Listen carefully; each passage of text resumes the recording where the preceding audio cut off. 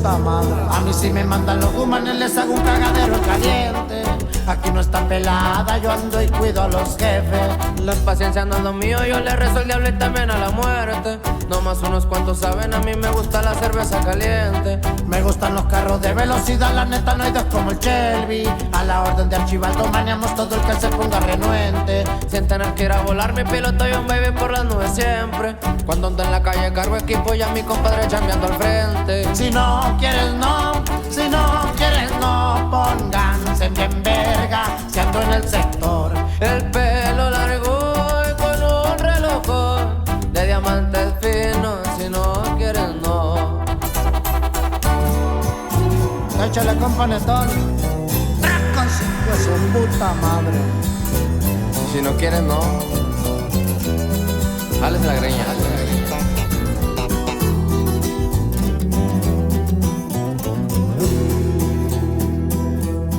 Con la sangre fría, los nervios al tiro y fumando mi mata gente.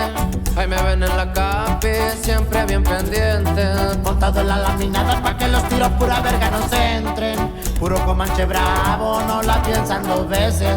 Y pa' mencionar, siempre ando al millón. Una güera y una prieta, no la jueguen mucho que saco el dragón. Si no es de uva, que sea de coco, pero que sea lavada. Si no quieres no. Si no quieres no, si no quieres no. Nos ven en vergüenza por el sin control. El pelo largo y en un llenón.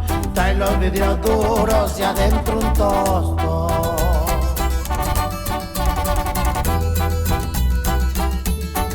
Welcome in early heads, welcome early heads. It is Sunday, the big stream day.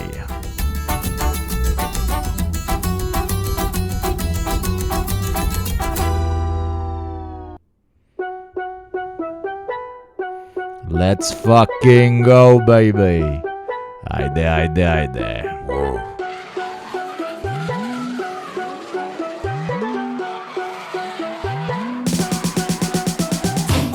Šaraju kada su kisni. Tokio, Tokio, Tokio drift. Tokio, Tokio, Tokio drift. Tokio, Tokio, Tokio drift. Cesta se sužava, spojka pa šift. Tokio, Tokio, Tokio drift. Tokio, Tokio, Tokio drift. Tokio, Tokio, Tokio drift. Umeja sol šaraju kada su kisni. Tokio, Tokio, Tokio drift. Tokio, Tokio, Tokio drift. Tokio, Tokio, Tokio drift. Cesta se sužava, spojka pa šift. Tokio, Tokio, Tokio drift. Tokio, Tokio, Tokio drift.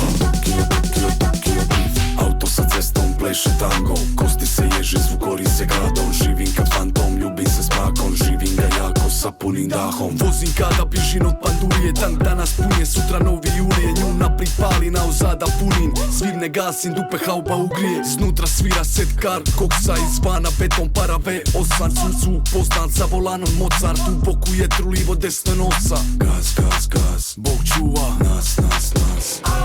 Znaš da brat nikad neće stat. 3, 2, 1, start. Gume sol šaraju kada su kisni. Tokio, Tokio, Tokio drift. Tokio, Tokio, Tokio drift. Tokio, Tokio, Tokio drift. Cesta se sužava, spojka pa šift. Tokio, Tokio, Tokio drift. Haydi, haydi, haydi. Fresh Bison, thank you for the 8-month streak, baby. Samo Beograd i Kotor i Split, i kabriolet i motor i džip. More planinarskog adrenalina, jer svaka krivina je Tokio drift. Brzina me radi, a ne radim speed. Dođe mi sad da ga steramo zid. Ode bankina i opet sam živa, jer svaka krivina je Tokio drift. Kazaka na table skače kao adrenalin, samo gazim ga još jače kada neko kaže stani. Biću živi dokaz dok svako ne razume. Ne može da umre ko se ne plaši da umre. Kako umem da ga palim kao gume. Vrtim kao volan, vezat će se kao pojas. Kada ga je probao sam da nikad nije bio. Pričamo i Tokio i palimo u Rio. Umeja sol šaraju kada su kisni. Tokio, Tokio, Tokio drift. Tokio, Tokio, Tokio drift. Tokio, Tokio, Tokio drift. Cesta se sužava, spojka pa šift. Tokio, Tokio, Tokio drift. Tokio, Tokio, Tokio drift. Tokio, Tokio, Tokio drift. Umeja sol šaraju kada su kisni. Tokio, Tokio, Tokio drift. Tokio, Tokio, Tokio drift. Tokio, Tokio, Tokio drift. Cesta se sužava, spojka pa šift. Tokio, Tokio, Tokio drift. Tokio, Tokio, Tokio drift. Tokio, Tokio, Tokio drift.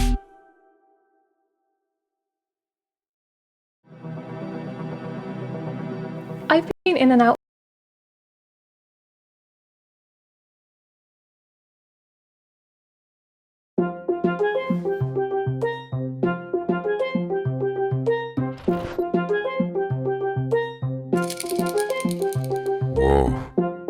Tu sam u hotelu Ankaran, a na ruci čuči novi roli Malalan. Svi koji ste sumnjali, ma hvala vam, bez vas ne bi bio tu gdje sada sam. Mi budale spaljene, my boys driving Rolls Royce Cullinan.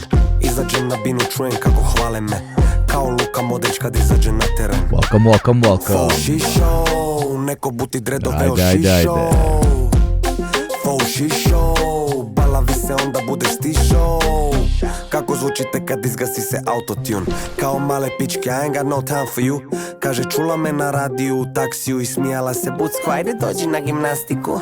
Mala evo me stižem, ajde spusti to niže još, samo budi bez brige, reci gdje bi da idemo. Mala evo me stižem, ajde spusti to niže još, samo budi bez brige, reci gdje bi da idemo. Štenjak je ovaj, nisam dobar kao, posle bude sorry, tebra nisam znao. Biba killing spree, nisam sekund stao, na estradu sam se popišao. Znaš da igram oko Barcelona, ja ih hilje spoji ko Bati Maradona. Kali import in the bag, vadim otaj odmah, I'm gonna take the L kad otvorim ormar. Jer unutar samo Louis i Givenchy. Kad sam u BG-u ne mogu do trafike, uz AG-u stalno jure me Hrvatice. Na uvo šapuću mi je, ajme jebi tatice. ništa pička, I only want the money bebo. Kako zvuče ko da repovo je Sandy Pego. Kad izvučem, osjećam se ko Diego, a kad se svuče stižem, nema veze što sam Lego.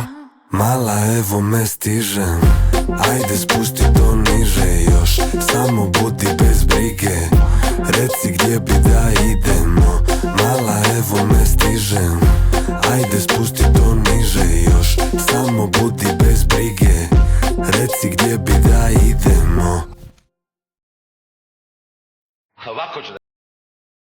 Welcome, chat. Welcome, motherfucking chat, baby. Back it up. Welcome. It is Sunday, the 24th of August, between 5 and 7 p.m. For some, it's morning. For some, it's evening. For some, it is indeed afternoon. I hope you're all doing very, very, very, very, very well on this fine day. Thank you for Fresh Bison for starting us out with the first subscription. Today is the big Sunday stream. I had to miss the last one, so it's really good to be back. Sundays are very good days for coverage. They're very good days for hanging out with chat. They're very good days for checking out the latest news and maybe talking about some interesting topics that hit all of us on a daily basis, but that you might not have looked at from a particular class-conscious perspective. How are you guys doing? I'm doing well. The reason I'm dressed weird, okay. The reason I'm straight out of Counter-Strike bad guy aesthetics today is because I went hiking. Hence the big boots, the big booty boots. Okay, the big booty boots, big booty. Oh, wait. Where's boot? There you go. Big booty boots. And big booty boots. Okay, I hiked for 7.5 kilometers. It was very steep. At the end of the hike, there was a lovely restaurant. We ate some beans with sausages and some kachamak. It was very, very nice. I did it with a girlfriend. We almost died the entire way there because, I don't know, it was too hot. And I guess I'm not in the best of shape for a 7.5 fucking kilometer hike. But we did make it in the end. We did make it back. Nobody broke an ankle. Nobody broke a leg. It was nice. You nestale ti noge. Gde su noge, brate? You guys couldn't see my legs because it's camo. Can you see my legs? If you can't, don't be afraid. It's camo. Okay? That's why. It's a really nice camo pattern, by the way. It's very, very good. It's the semi-digitalized one.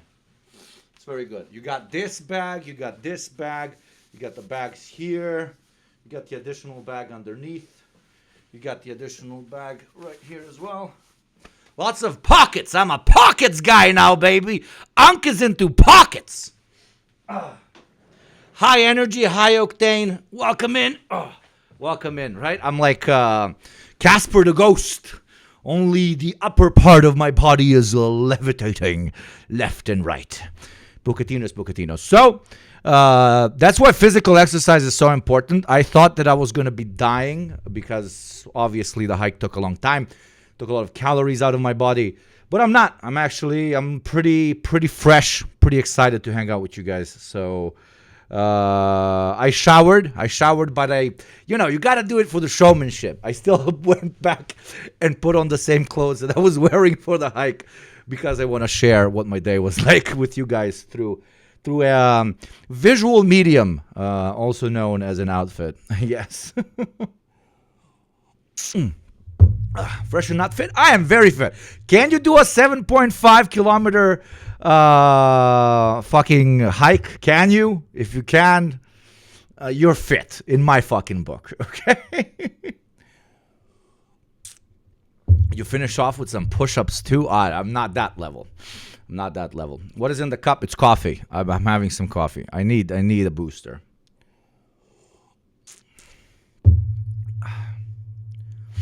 I'm not fit. I'm just Austrian. The vest is an amazing touch, right? I am what's the word? A respectable member of society. No, it really helps because like it's too hot for you to cover your arms, and a vest really helps out with not feeling too cold and for containing the sweat, so you don't get cold from the wind hitting in your back that is semi-wet.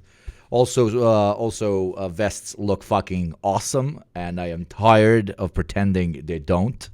They are a perfect mixture of practicality and not in your face level of a fashion statement. Lost a bet because of your coffee. What, you thought it was a drink already? Come on, I went on a hike today. It doesn't mean we can't have a few drinks later if the stream's, fun, if I think that long will mess you up no matter what you do. The elevation changes alone screw with you. Yeah. It was very steep at one point. Are you guys like, I'm a stick guy. I always have a stick. I always find, like, in the beginning of a hike, I find a stick, big stick, and I just use the stick for half the hike as a tool to make sure that I don't die.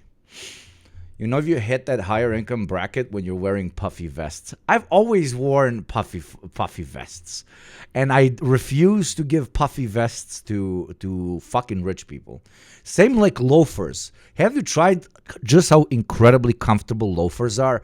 We're not giving rich people loafers. Loafers are absolutely amazing. You're a stick and not a carrot guy. Absolutely. I need a weapon for walking too. Yeah, like if you are a farm with a gun, a trek would probably feel a lot better. I'm low-key jealous of Americans. You can unironically make a hike 10 times more fun if you just bring an AK with you. Like you're immediately in a movie. You're like, man, I'm a special forces. We are moving through the enemy territory, right? But if you don't have a gun and you're on a hike, you're like, oh, ich bin ein German that is walking on the beautiful hills of Bavaria. I take good care of my children and have a very high pension, right? That's the difference. A hike with a gun, I will destroy many lives today, versus hike without a gun. I am a 55-year-old retired rich German man, okay?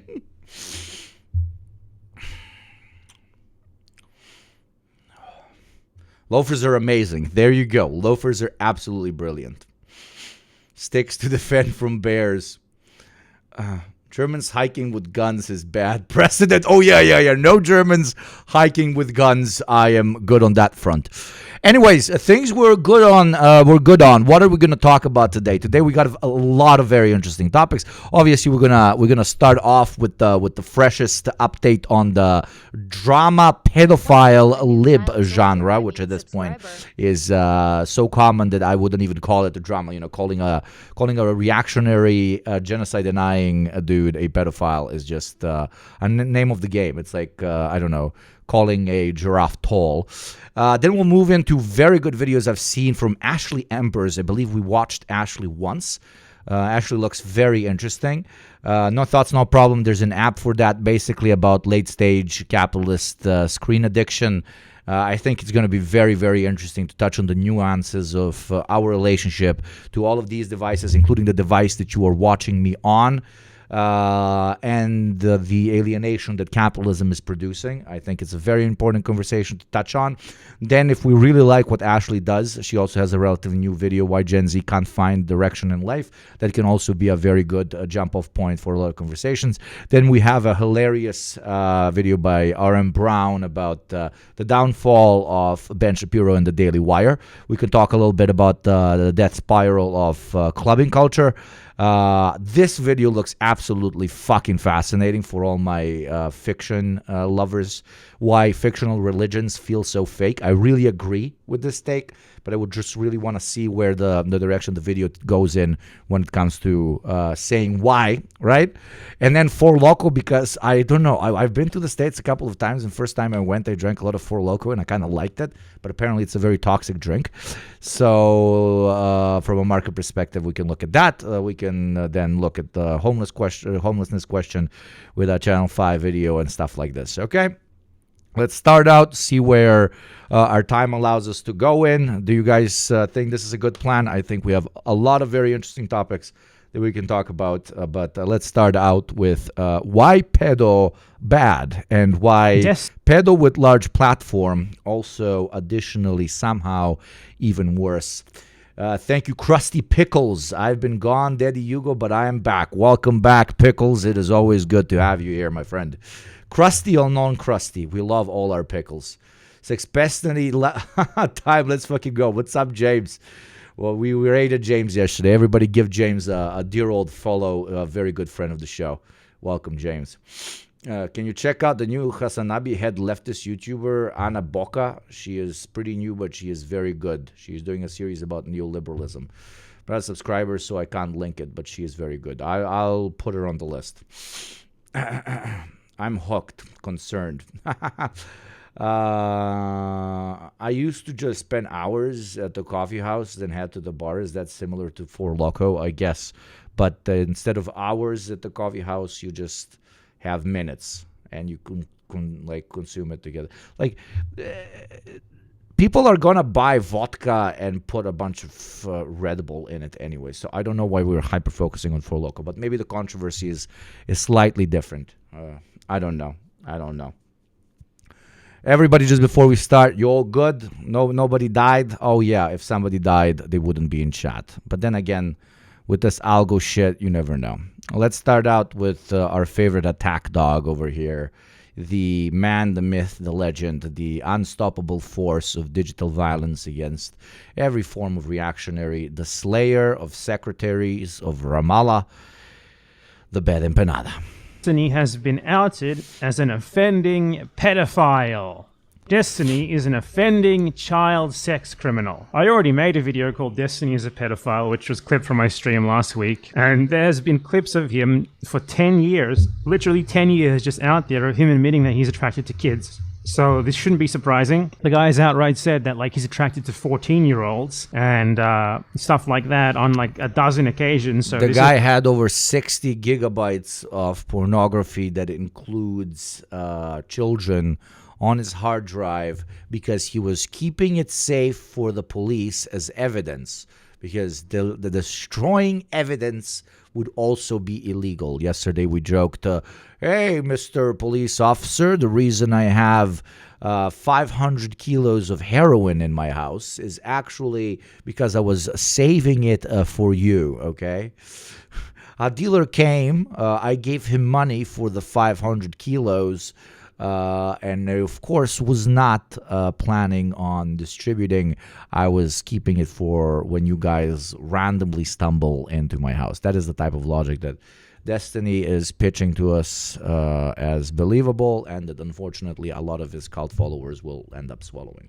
It's not surprising at all to find that he's not just a pedo, but also an offending pedo who literally received child sexual abuse material from a 17-year-old. Now, I'm not going to share like anything showing that he received this stuff from this 17-year-old or like that she was 17 or whatever, because, you know, that's probably doxing, even if according to YouTube rules, it's not doxing. You know, she was 17 at the time. Probably a bad idea to share it on YouTube just to be safe. But some internet losers obsessed with Destiny, like, managed to identify the person who, this is the person who leaked to the public the revenge porn that Destiny had sent to her without the consent of a number of people, including Nick Fuentes. And Destiny shared that with her because like he was like sexually interested in her and they were like sexting, and she was sending him like images of herself, and she was 17 and Destiny knew that. So Destiny not only shared revenge porn with a minor, but he received child sexual abuse material from a minor.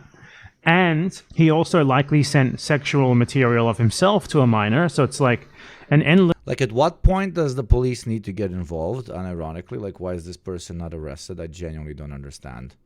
Like, there's enough evidence for a prosecution. Why don't we have, ladies and gentlemen, we got him playlists already? I'm truly confused. What are the cops doing? This array of charges. He also tried to solicit this minor for sex and attempted to traffic her across state lines for sex, which has to be a crime as well. So yeah, I'm not going to share the evidence of this, but I'm sure plenty of drama sloth tubers have already done so. And yeah, though this is the least surprising thing ever.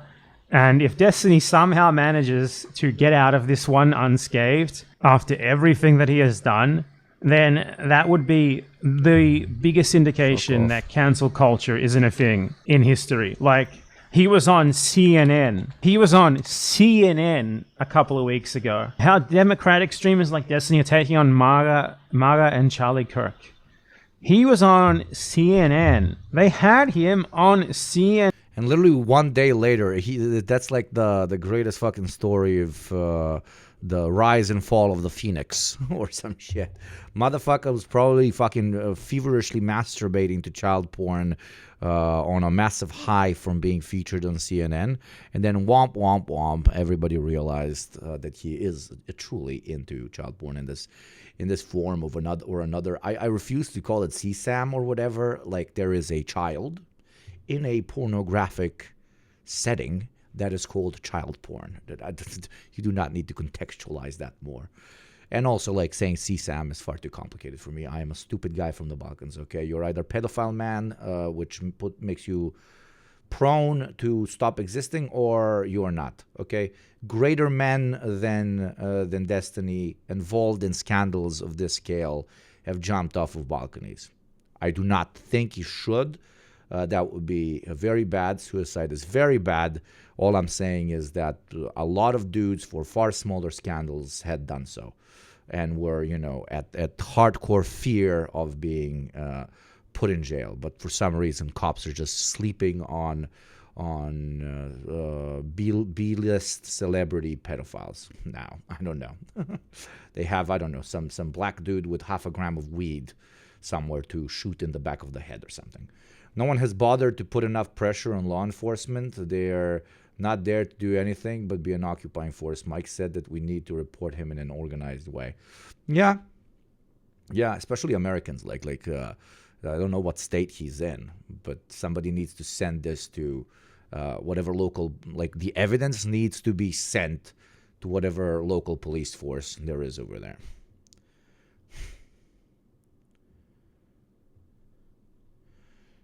I think the idea behind CSAM is that the term pornography implies that it's meant for consumption. Oh, Jesus Christ. I mean, when I put child in front of pornography, I think it's pretty self-explanatory that it is not for consumption. The cops are probably enjoying the materials with him. Would you really put it above a cop to be a pedo? Of course not. Nowadays in the States, they don't even care to appear like a justice system. They don't care about actual criminals. And he is in Florida. Oh, my God, he's in Florida. Jesus Christ. Yeah, wasn't he a Gusano? Yeah. He's a Gusano pedo sex criminal. Don't forget horrible father. Florida is the Romania of America, so it makes sense to me. Why did Romania get a random, like, what the fuck? Romania for no reason getting shot out here. What the fuck, James? Romania being like, whoa, what the hell?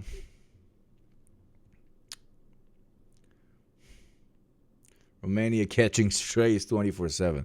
Poor Romanians like wanted to be known for great Romanian cuisine, a beautiful 1,000-year-old history, and just being very, very chill dudes that haven't gone to wars recently.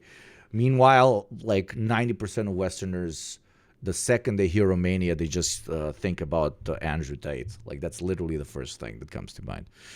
Like they did nothing wrong. That guy just appeared in their country and then started streaming from it. You know, everything anybody that's like terminally online knows about Romania is just Andrew Tate. How fucking sucky is that?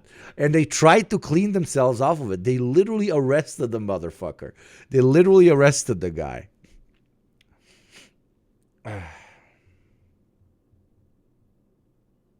Florida, you mean the state that wants death penalty for pedophiles because they think all pedophiles are gay and trans? Yeah, maybe some people somebody should say that, like utilize. This is what I'm about to say is fucked up, and I don't actually believe it, but it was already at the top of my tongue, so I'm going to say that when they report.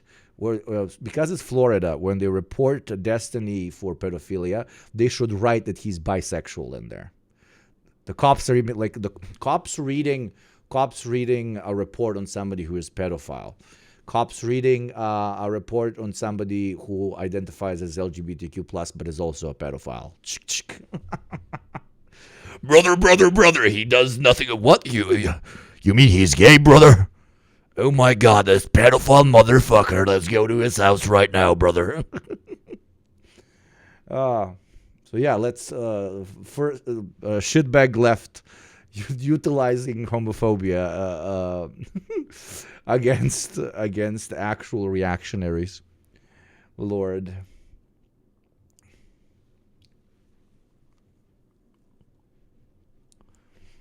Yeah, the Tates should be connected to the UK, not Romania. To do anything, the Tates should be related to the Tates. We shouldn't generalize whole countries, except America. Because, I don't know. Thought you were going to say something so much worse. What did you think I was going to say? When it was already known that he was a pedo, and it's been very well known that the person who he sent the revenge porn to and received porn from was very likely a minor. Incredible stuff. Amazing stuff. And Destiny was defended throughout this by all the worst orbiter losers in the world. Like Thank you, Robo. I added it to the playlist, my friend. Klein, the Willie Mack Show, Nicholas Diorio, like, you know, a laundry list of slop tubers who the fact that they have any audience at all is a great indictment on the society that we all live in. And they are absolutely all close-in ranks here. They are like all trying to distance themselves from Destiny and save their own skin. Imagine how much you need to fuck up in order to have people whose entire personality is almost exclusively the grift to start abandoning ship. Guys who do not believe in ethics, guys who believe in content for the sake of content. The feeders of the great black hole of the soul, which is the internet's reproduction of slop for the sake of slop, brothers. Right? Those types of guys look at someone and are like, holy fucking shit, this is problematic. Slop tubers being like, holy shit, this is problematic. We need to jump ship. I mean, you literally have to be caught with your pants down with a child as your son is taking a photo of it and posting it online next to his other videos of Heil Hitler. Oh, God. Oh, and you also have to use your wife's butt plug. Jebote kurac. Oh, my God. Oh, my God. After having spent years and years subscribe so that we can save money and buy Milena or Melina, whatever her name was, a new butt plug, okay? 10% of all subscriptions are going for a non-pedo butt plug, a cleaned butt plug. And years orbiting him and doing everything they possibly can to apologize for and normalize his sex crimery. like the Willie Mack show here, who reported Destiny to the police, according to this video that he posted yesterday, and it got a blistering 57,000 views because this guy does not get a single view without Hassan Piker in the thumbnail and title. Aha! A video literally called I reported Destiny to the police and it gets no views.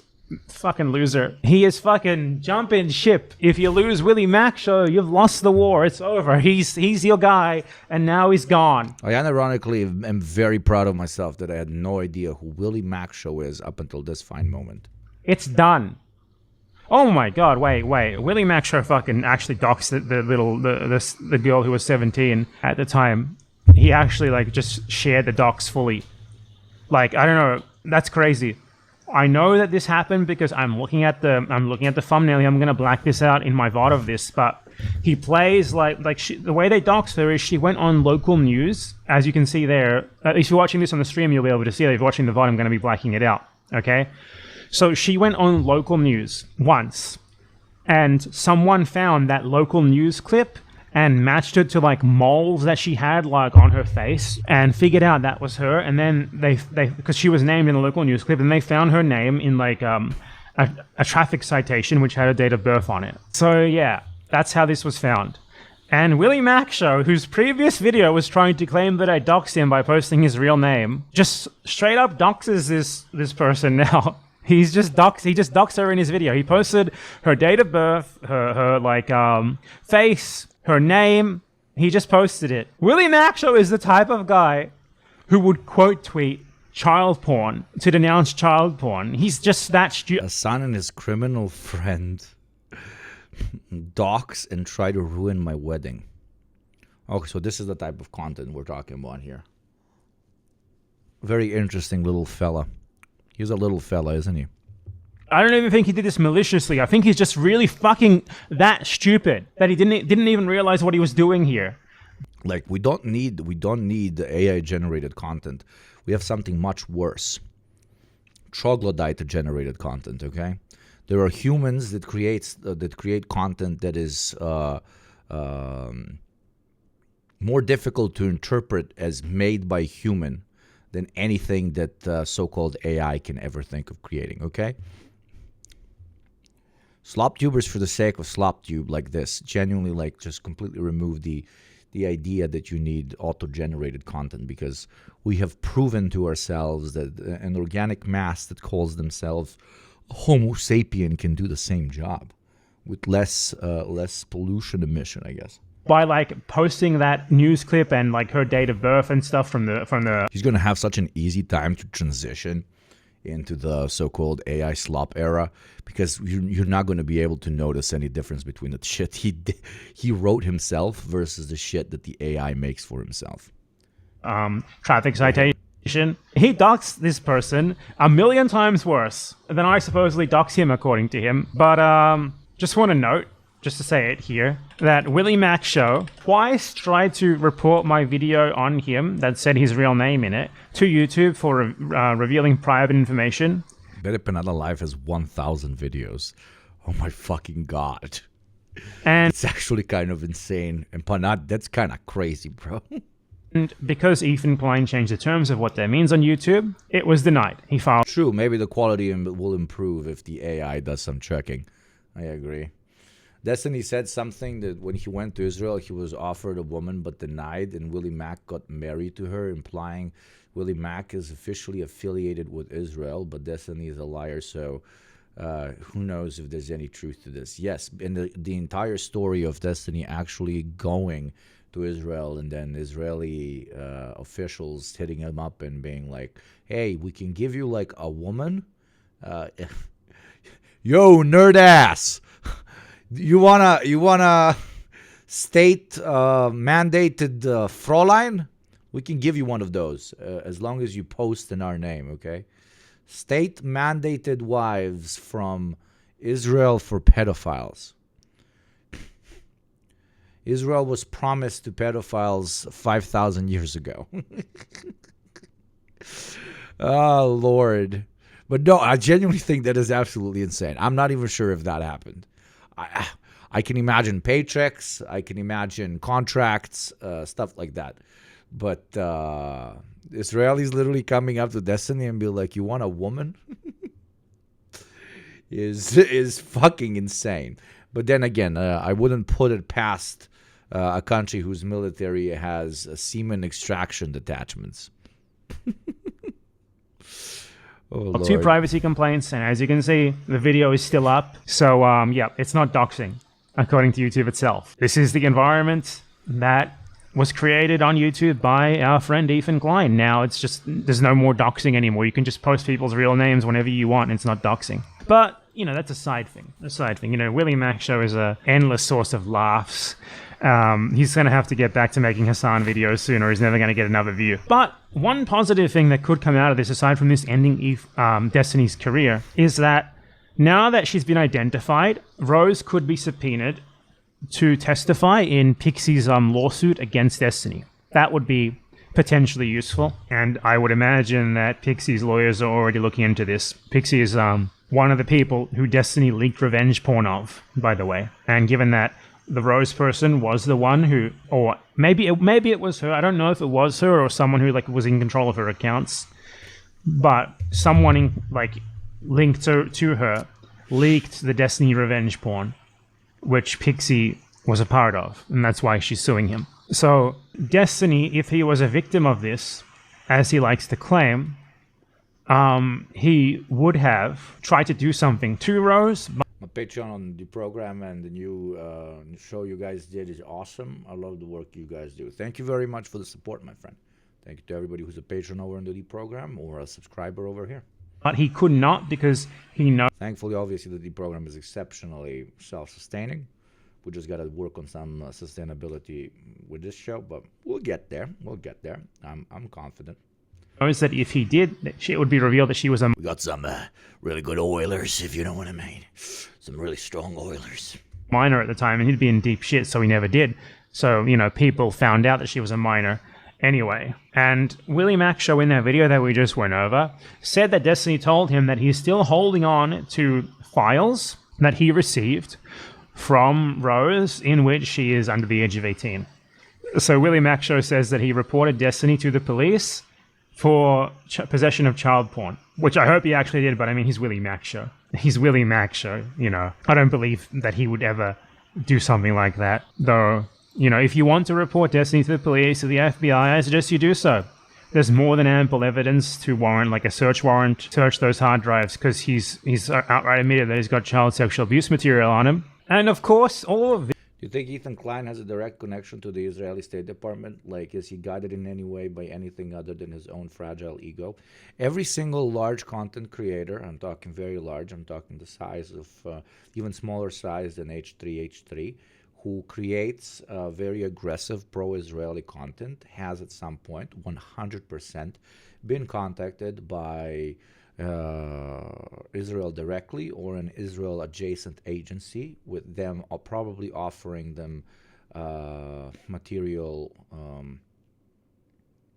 help for the continuous production of this basically Hasbara for free projects that they've started, right? The biggest agitator for liberal Zionism on the planet, for example, is H3. I cannot see a universe in which they don't hit him up. I don't see a universe in which they don't. So yes, what I cannot answer though is whether any of these people actually signed contracts, if any of these people got state-mandated wives out of it. Or anything of that sort, but that's pretty much it.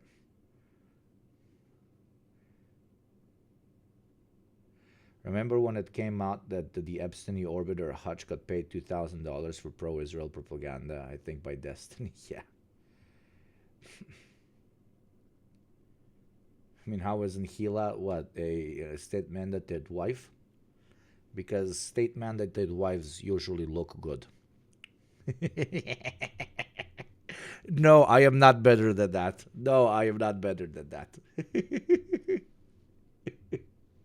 This has resulted in a massive break between Ethan Klein's community and Destiny. And Like, Ethan Klein's own subreddit is turning against him because Ethan Klein posted saying that, like, Destiny is bad for child porn. And Destiny, who is a pedophile, has been posting some really funny stuff about this. Like, he made a tweet where he said that he's glad that Ethan Klein was sent skulls and CPS. But what about skulls and CPS? You and here deserve all the CPS calls for the dog shit eating claims and everything else. You deserve zero sympathy from anyone else on the internet where you're so quick to turn around and rely on the same snark shit. I love how they're like trying to turn this term snark into like a slur. It's not gonna work. Like, people talking shit about rich celebrities is never going to be turned into like some sort of moral panic like you want it to be. You're a rich celebrity. Get over yourself, you fucking bitch. Jesus. So my working theory here, during this messy Destiny Ethan Klein breakup, is that Destiny sent the skulls and did CPS. Destiny sent the skulls and did CPS. I think Ethan Klein should take that angle here. He should stop blaming Destiny for skulls and CPS like he has of everyone else. Destiny did the skulls and the CPS. That's my take on how Ethan should approach this. He's done it with everyone else. Denims did the skulls and CPS. Hassan did CPS and skulls. Bad Empanada, CPS and skulls. You know, Frogan, oh, you fucking bet CPS and skulls. Everyone did CPS and skulls. Why not Destiny too? It's funny too because Ethan's show is sponsored by Dan Salzman, notorious Destiny adjacent loser who runs a podcast with Destiny, who openly said before that he would like try to ruin the lives of anyone who attacked Destiny for the revenge porn and child porn stuff. Even Dan Saltman is jumping ship now. But Dan Saltman knew about all of this. Daniel Saltman, he knew about all of this. He knew she was 17.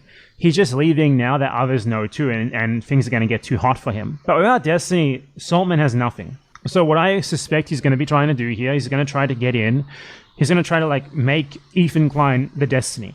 Because Daniel Saltman, he's not anyone, doesn't have like a platform of his own. He needs someone to latch on to. So he's going to try to latch on to Ethan. He's going to try to like become like an Ethan Klein collaborator when he was previously mostly a Destiny collaborator. And Ethan's going to jump at it 100% because aside from all of his present performance... I agree completely, but I'm not sure if Ethan's going to jump on it. Like, Ethan is a fucking petty, self-righteous demon, but he's not exactly stupid. And this dude is already has the Destiny juices, the Destiny scent on him. So continuing to collaborate with him would imply direct connection to a known pedophile, which nobody really wants to do. But then again, never underestimate Ethan Klein's ability to self-sabotage his career. I mean, he's kind of the king of it.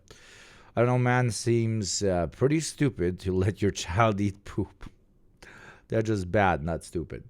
He's dumb, though. Look at his data. His viewership is cratering, so he's desperate. Dan Saltman is the biggest sponsor, so he doesn't have too much of a choice. Yeah, they throw enough money at him. Denouncement of Destiny as a pedo and stuff. He needs money. Ethan Klein's podcast is absolutely fucking failing. Like, the H3 podcast has been failing in free fall for a long ass fucking time now, but it's at the worst point it's ever been in because, you know, there's nothing to the show. Remember, as the H3H3 podcast falls, your Gopnik Twitch can rise. So not because you support me, but because you want to see number go up for your Gopnik and number go down for H3H3, I am giving you basically the shill argument to subscribe for $6 a month, free through Prime, or by gifting to chatters less privileged than you that can finally elevate themselves from the lumpen proletariat, no subscription having motherfuckers into a true, proud child soldier. Thank you very much for even contributing, for even considering contributing, me being at one point bigger than Ethan Klein himself. Because it would be funny. That's why. Oh, no one wants to watch that shit. There's nothing to... Why would you want to watch the H3 podcast? What the fuck do they talk about? What do they do on there? All it is just Ethan Klein complaining about people... The only H3 podcast I listen to is Hassan Piker, Hassan Minaj, and Mehdi Hassan. Yeah, that was such a funny post by Mike. That was a fucking hilarious post by Mike. Can somebody link it? It was really, really funny. Meow the Yugo in chat. Haven't been able to watch stream a lot lately because life keeps getting in the way. And it's all just really difficult. I'm still in Sweden, and I will be for a long time. Soldier. Subscriber. Well, for my appointments. Well, good luck, my friend, and it's always a pleasure when we see you stop back in. I hope everything works out right. And thank you for the subscription. Čvrsta ruka, batine I zatvori. Elevator yet? You're always elevator. Oh my God, Celticness, very good friend of the show. Welcome in, Raiders. Thank you very much, Celtic, for the raid. Let's fucking go, Celtics, motherfuckers. Thank you very, very, very much. You motherfuckers built Belgrade. Everybody go give Celticness a follow right now. Welcome in, Raiders. Just to repeat myself, Oilers, this is your moment to shine. Make our new listeners feel nice and motherfucking welcome. Celtic, I hope you had a good raid, my friend. Feel free to hang out and dig deep in all of the conversations that we're going to have today that are outlined in the name of the stream.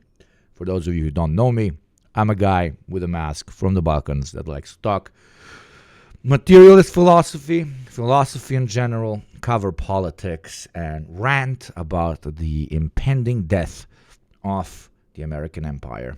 If that sounds like a good time to you. Oh yeah, and sometimes we get fucked up. Crazy hamburger! Crazy hamburger! Mobius, motherfucking legend. Thank you very much for starting us out today towards our beautiful daily goal. Thank you very, very, very much, Mobius, for the 10 gift toys. Thank you for making our beautiful chatters feel welcome. Now let's continue looking at the Left's Attack Dog, talk about the anti-left pedo guy. Because as we like to say here on the show, if you have enemies, give it a few years, and it's going to turn out they're all pedophiles. Criticizing him online. Why would anyone watch that? So they don't. And you can see the recent podcast views have crashed. They used to get like 1 million plus views per episode. Now they get, the last one has only 200. But for real, if you like my stuff, you will really like Celtics' stuff. Please give a follow. 21,000. That's like a historic low. They are just free falling, and they've started uploading like these slop, Ethan Klein's little slop drama review videos, which aren't even getting views either. Like nowhere near enough to sustain the operation that they have, which is like 15-ish or 10 plus at least employees running a podcast. Like 200,000. That is so crazy. 15 people on a pod is either like complete financial. What's the fucking word? Financial ignorance or ultra laziness, where you just, you need a bunch of people to basically create the content for you, so you're a talking head that basically covers the shit. Like at that point, you're just a fucking manager. You're not really running your own show. 1,000 views is enough to like run a channel. Financial illiteracy is the word I was looking for. I apologize. Run by like 1 or 2 people. Okay, it's not enough to run a channel run by 10 plus people. They are hemorrhaging money now, and they're about to lose. Imagine if they do actually count Gila as an employee, and that's why they spend, what was it, like 250,000, like, what did they say, 1.5 million a year? I don't remember. But imagine if like $750,000 of that is just them paying out Gila so they can avoid taxes. That would be fucking hilarious.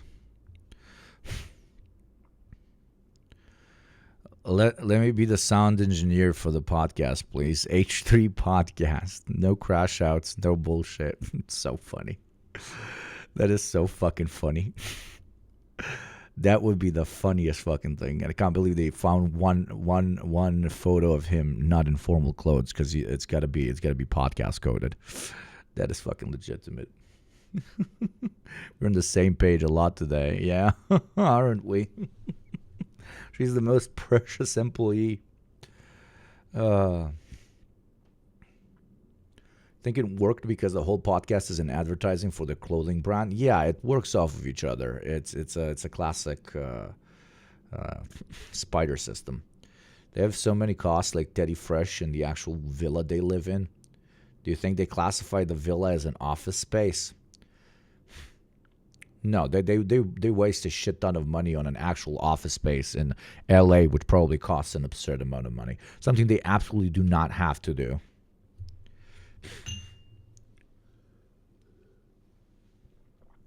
Will should Stanley go to jail, do you think? In a normal world, he would be. But we're talking about Florida here, okay? He's a rich white dude, very popular online in Florida. The only thing that could get him in jail is utilizing Floridian homophobia. So they should tell the cops that he is bisexual. And they will arrest him because he's bisexual and not because he's a pedophile. Tell them that he's a goddamn liberal fucking homosexual pedophile. And they're going to fucking scoop that up immediately. Just don't mention that he's a genocide-denying right-winger in quote-unquote disguise, pitching for American supremacy, anti-communist fucking piece of shit. Is crime even illegal in Florida? It is a question that many Floridians have asked themselves for many of eon. The same way I always ask myself, why would you watch an ad like the one playing in 2 minutes when you can indeed subscribe? Lose more of their audience because the Destiny fans, who have been the only real reason why they have Teddy Fresh is the biggest loser in this entire scenario. Can we check out the numbers on the Teddy Fresh TikTok? Please send me a link. been like staying even slightly afloat are gonna go now. You've been to Florida? You know what's insane? Yes. You know what's insane? Yes, I have been to Florida. I've been to Miami. From the Three Hassans show. Mehdi, I'm not ready to embrace Marxism yet. Piker, historical materialism is the only way to get massive gains. Minaj, bazinga. Absolutely. Dude, I can see it. 100%. Abso-fucking-lutely. Abso-fucking-lutely. I like that. Thank you for the bits. That was actually very good. But yeah, I've actually been to Florida. I've been to Miami. It is my least favorite city on planet Earth. I have been, no joke, I think I've been to over 40 countries. Maybe even more. I have a list somewhere. I should check it out. I'm a well-traveled young unk, okay? And I couldn't wait to leave Miami. And keep in mind, I didn't feel Miami's cost because I was sent there by the company I was working for to the headquarters of the company. Everything was taken care of. Fucking parties, big fucking 5-star hotels, the whole fucking spiel. It just didn't fucking work. It felt empty. That's the word. It felt empty. The only neighborhoods that I found interesting were like neighborhoods that all of my quote-unquote Miami white colleagues told me not to go to because there's a lot of them ethnics there. Of course, they didn't say it that way, but it was implied.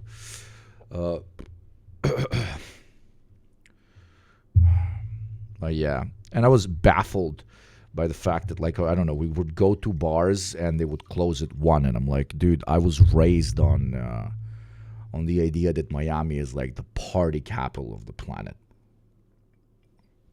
You were living that diaspora life. No, I was being sent by a corporation I worked for. I still live in the Balkans, which would make me like diaspora light because I am an immigrant, but from one Balkan country to another. So it's kind of like, I don't know, exchanging a BMW for a Mercedes. It's not a big difference. You can see the exact video where they started to pay to get the vids forced on people. You think they use ads? You probably use ads. Okay, so we got the 40Kers, 140, 300, 1.3 million. Oh my God, you can see it. Oh my God, you actually can see it. That is so bad. But yeah, Miami sucks. Respectfully, Miami sucks. And I'm a degenerate party guy. Miami is not good. Dude, 12K, 15K, 8K, 6K, shit like that. See in the backlog. And they realized, okay, like TikTok was like a side thing that they were doing to, boost sales a little bit, etc., etc. But it stopped being a side thing when they started hemorrhaging like fucking crazy because of their Zionist spin. So you can literally see how it goes very organically, right, chat? very, very organically from the 7Ks and 10K views into, here we go, 23, 33, 63, 70, 65, 100, 140, 215, 300, 360, 1.3 million, 200, right? Like, come on. Which doesn't even, oh my God, only 1.6 thousand likes on a 1.3 million video. Yeah, that's normal. That is very normal. That is what an ad looks like, okay? That is an ad. And keep in mind, it's not just ads that they're probably using. They're just spending more money on influencers. These are all different types of influencers that have a following that they probably paid a shit ton of money, more money than they would have to before, because now the brand is covered in controversy, okay? One could say that it has been glazed in Zionism.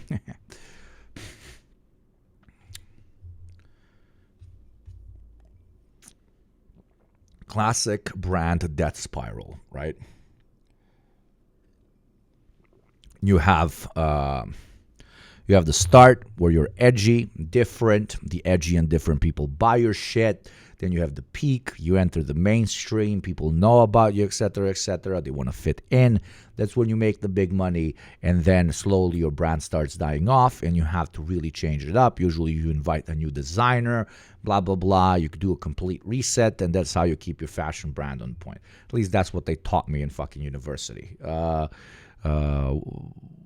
The only way you fail is if you don't do that spinning, the constant rebranding of your fashion brand every 1 to 4 years, is when you're involved in a massive controversy like this that completely fucks up the brand. So you can't really bring it back to life even if you change the main designer.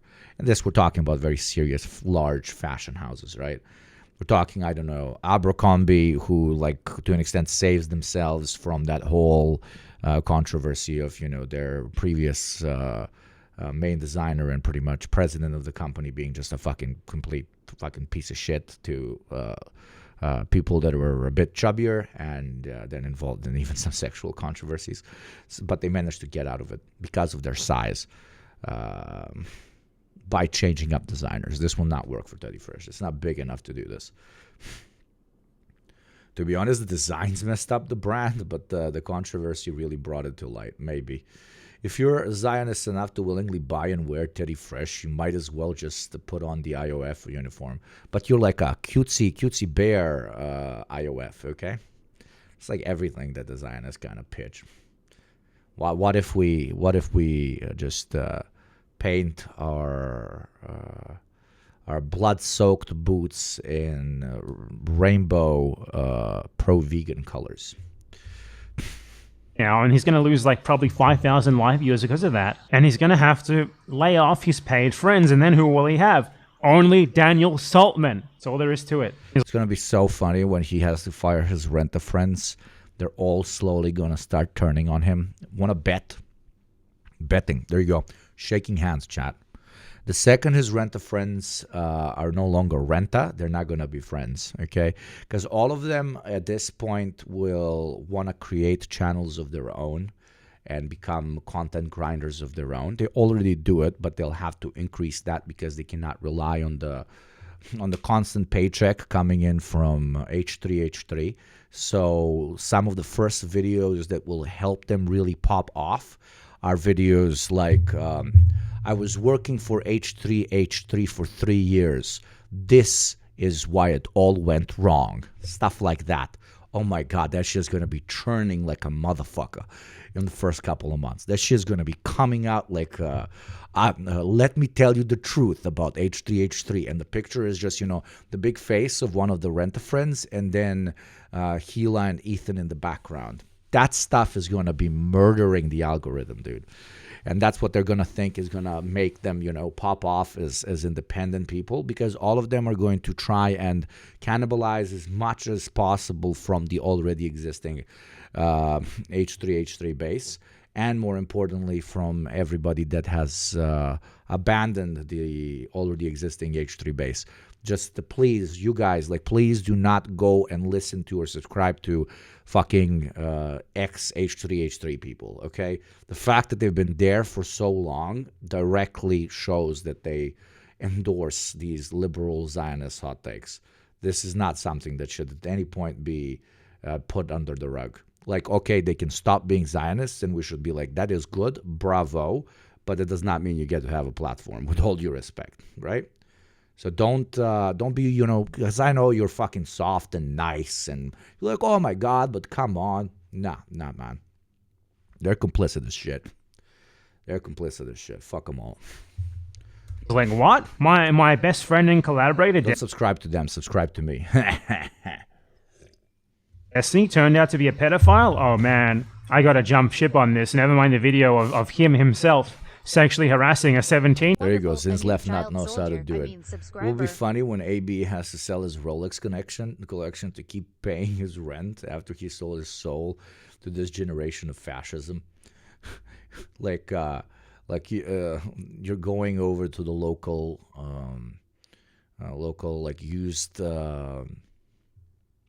used watch shop, and you're crying, and the guy's like buying off your Rolexes at 1/10 of the price, but they're always really interested. They're like, dude, like, you have the certificates and everything, like, what happened? Why are you falling out? And he's like, I was a part of a podcast that used to talk about topics that people watched while they were taking a shit on the toilet, but then he decided that he has enough knowledge to talk about political topics, and it all went down from there. You stuck with him the whole time? Yeah, because he was paying for my Rolexes. And I saved none of my money. I just bought more and more Rolexes.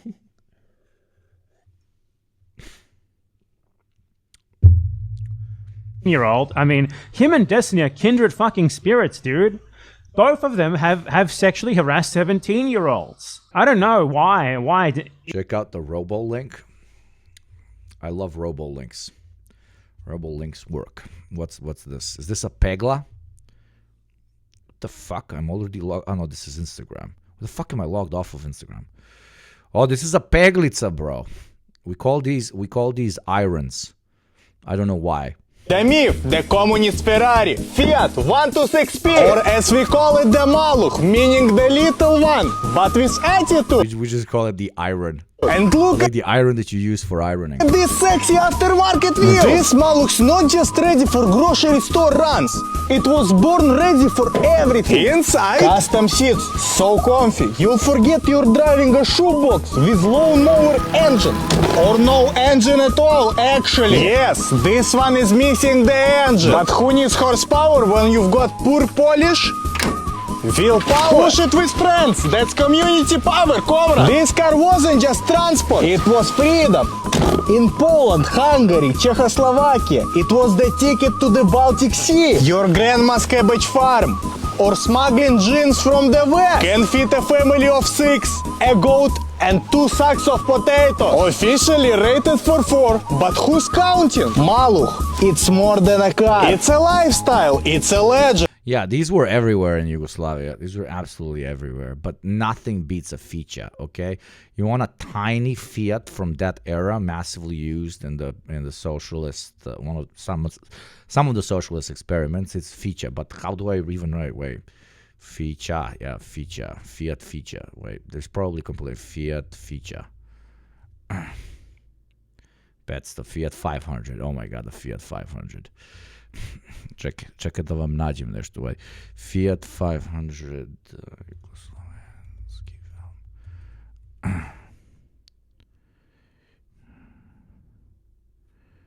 and the Greek affair. No.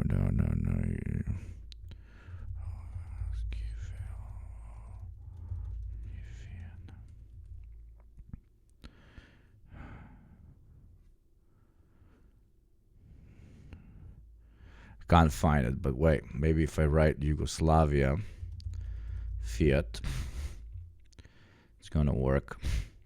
These were basically the different ones. I had a 6'5" music teacher in high school that still drove a Fiat. Nema DPF, nema EGR, nema SC Radlu system, nema piezoelektrične dizne, nema regulacije. He was 6'5", so he took out the front seats of the Fiat 500 and he drove it by sitting in the back seats of it. That guy was an absolute fucking legend. But yeah, this is the Fiat. But I want to show you like the Fiat 500 racing. It was so fucking good. They would pimp the living shit out of it and they would do street racing. And there's a very particular movie. Oh yeah, there was even a Militia version of it. There's even a copper version of it.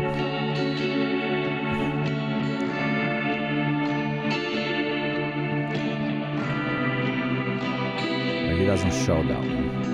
It's just in the thumbnail. That is cheating. But yeah, this is what it looked like.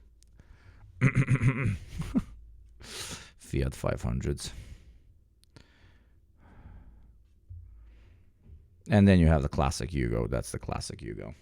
Growing up in Poland, we had a red 1984 Fiat 126 power P, and I'm looking for one to import into the US. Do it. It's going to be so cool to just even keep in your driveway in the States, freak out all the neighbors. I know a lot of Balkan people that go to the States and become very rich. Like they have their BMWs outside, but then they always have a Fiat. They always have like a Zastava car.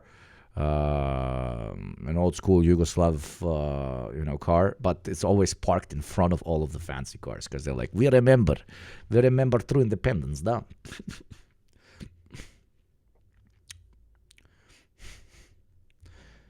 Fiat Labubu, yeah, they kind of look like Labubus, don't they? Just wish there was that fucking. The show popped up because I think you guys would like to see it. Wait, I can't remember what it was called for the life of me.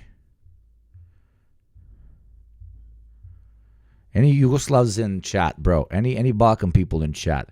That movie where the main character was this fuck boy who was also a racer guy, and he drove the Fiat everywhere.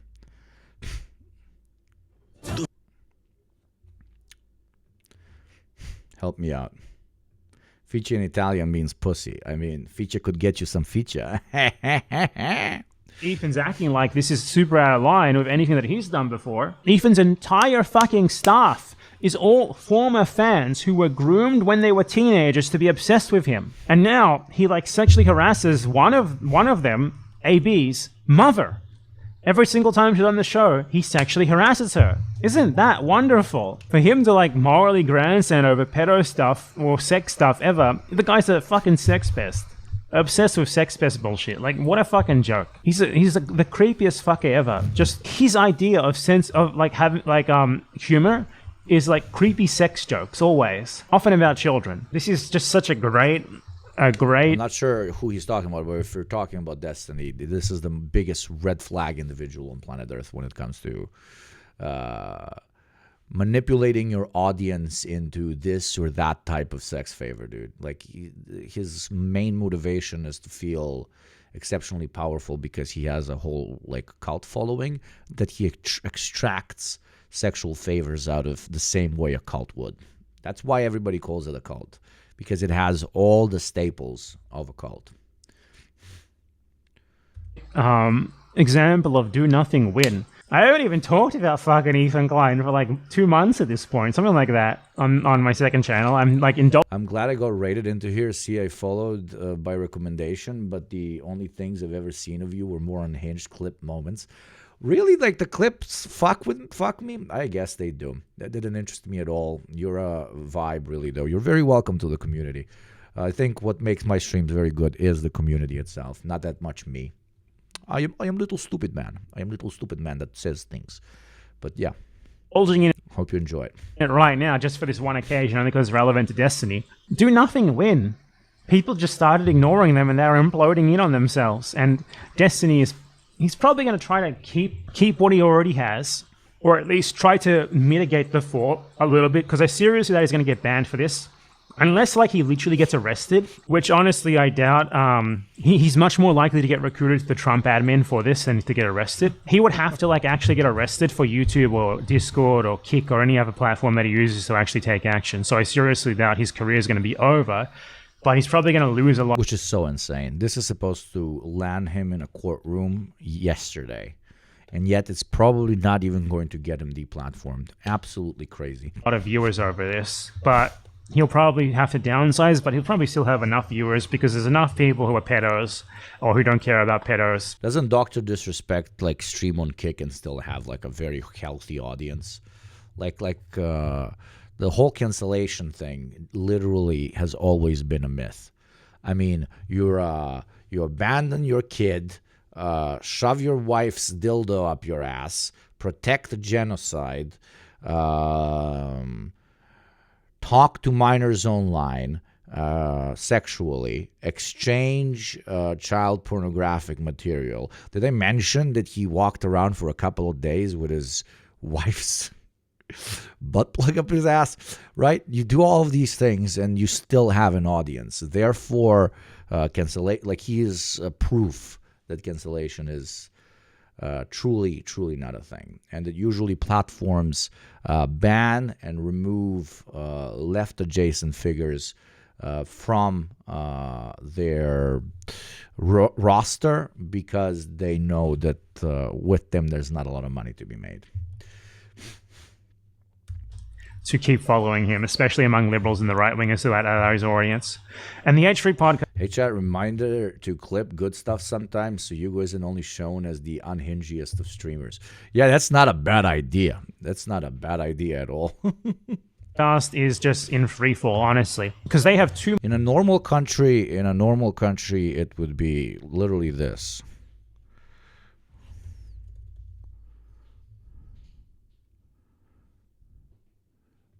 In a normal country, the second any of these allegations came out, this would happen. Ladies and gentlemen, we got him.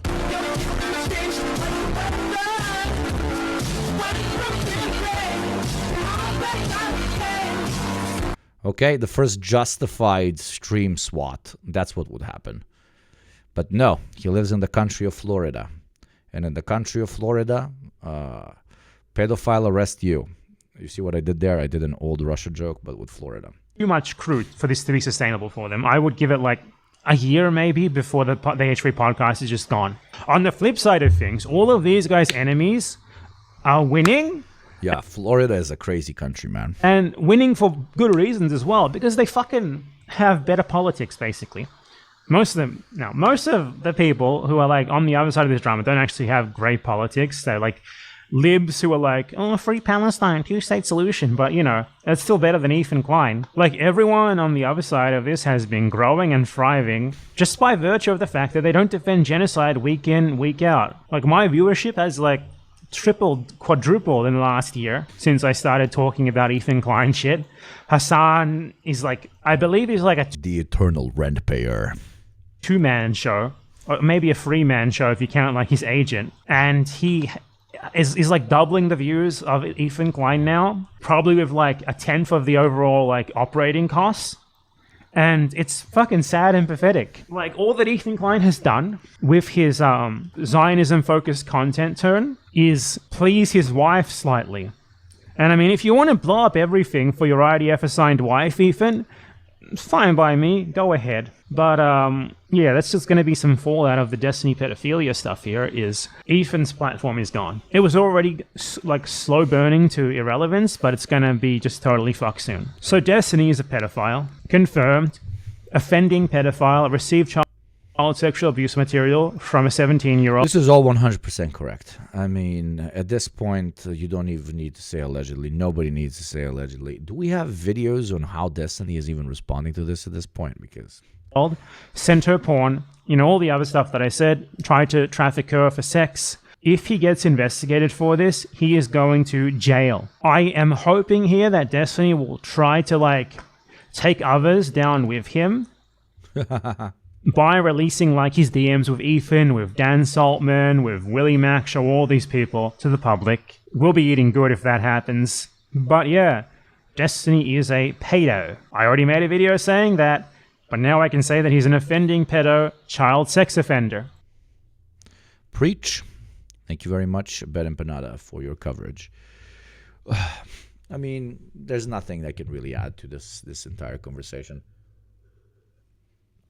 Law enforcement needs to look over the evidence and then properly judge him, not on the marketplace of ideas, but a motherfucking courtroom. I just really, really want to see the faces of a jury when they're explained what Destiny did and why he had access to so many fucking kids. It's crazy. Destiny, the one-man Roblox predator. He posting a thing that said something like, Ethan, your dad is also a pedophile also. Oh, God. Willie Mack said he leaked DMs. Doubt he is incriminated. Imagine if he goes down releasing evidence against his accomplices. That would be fucking hilarious. Went out to touch grass on a 3-mile hike through an old fort. That's nice. I basically did the same this morning. Just a 7.5 or something kilometers. He has enough dollars, he will be fine. Yeah, that's what I'm saying. It is the country of Florida. It is an exceptionally wealthy, very popular, pro-status quo white dude from the country of Florida. So the chances are not exactly stacked against them. That's why they need to remind domestic police force of some of his other identities so that they finally start caring.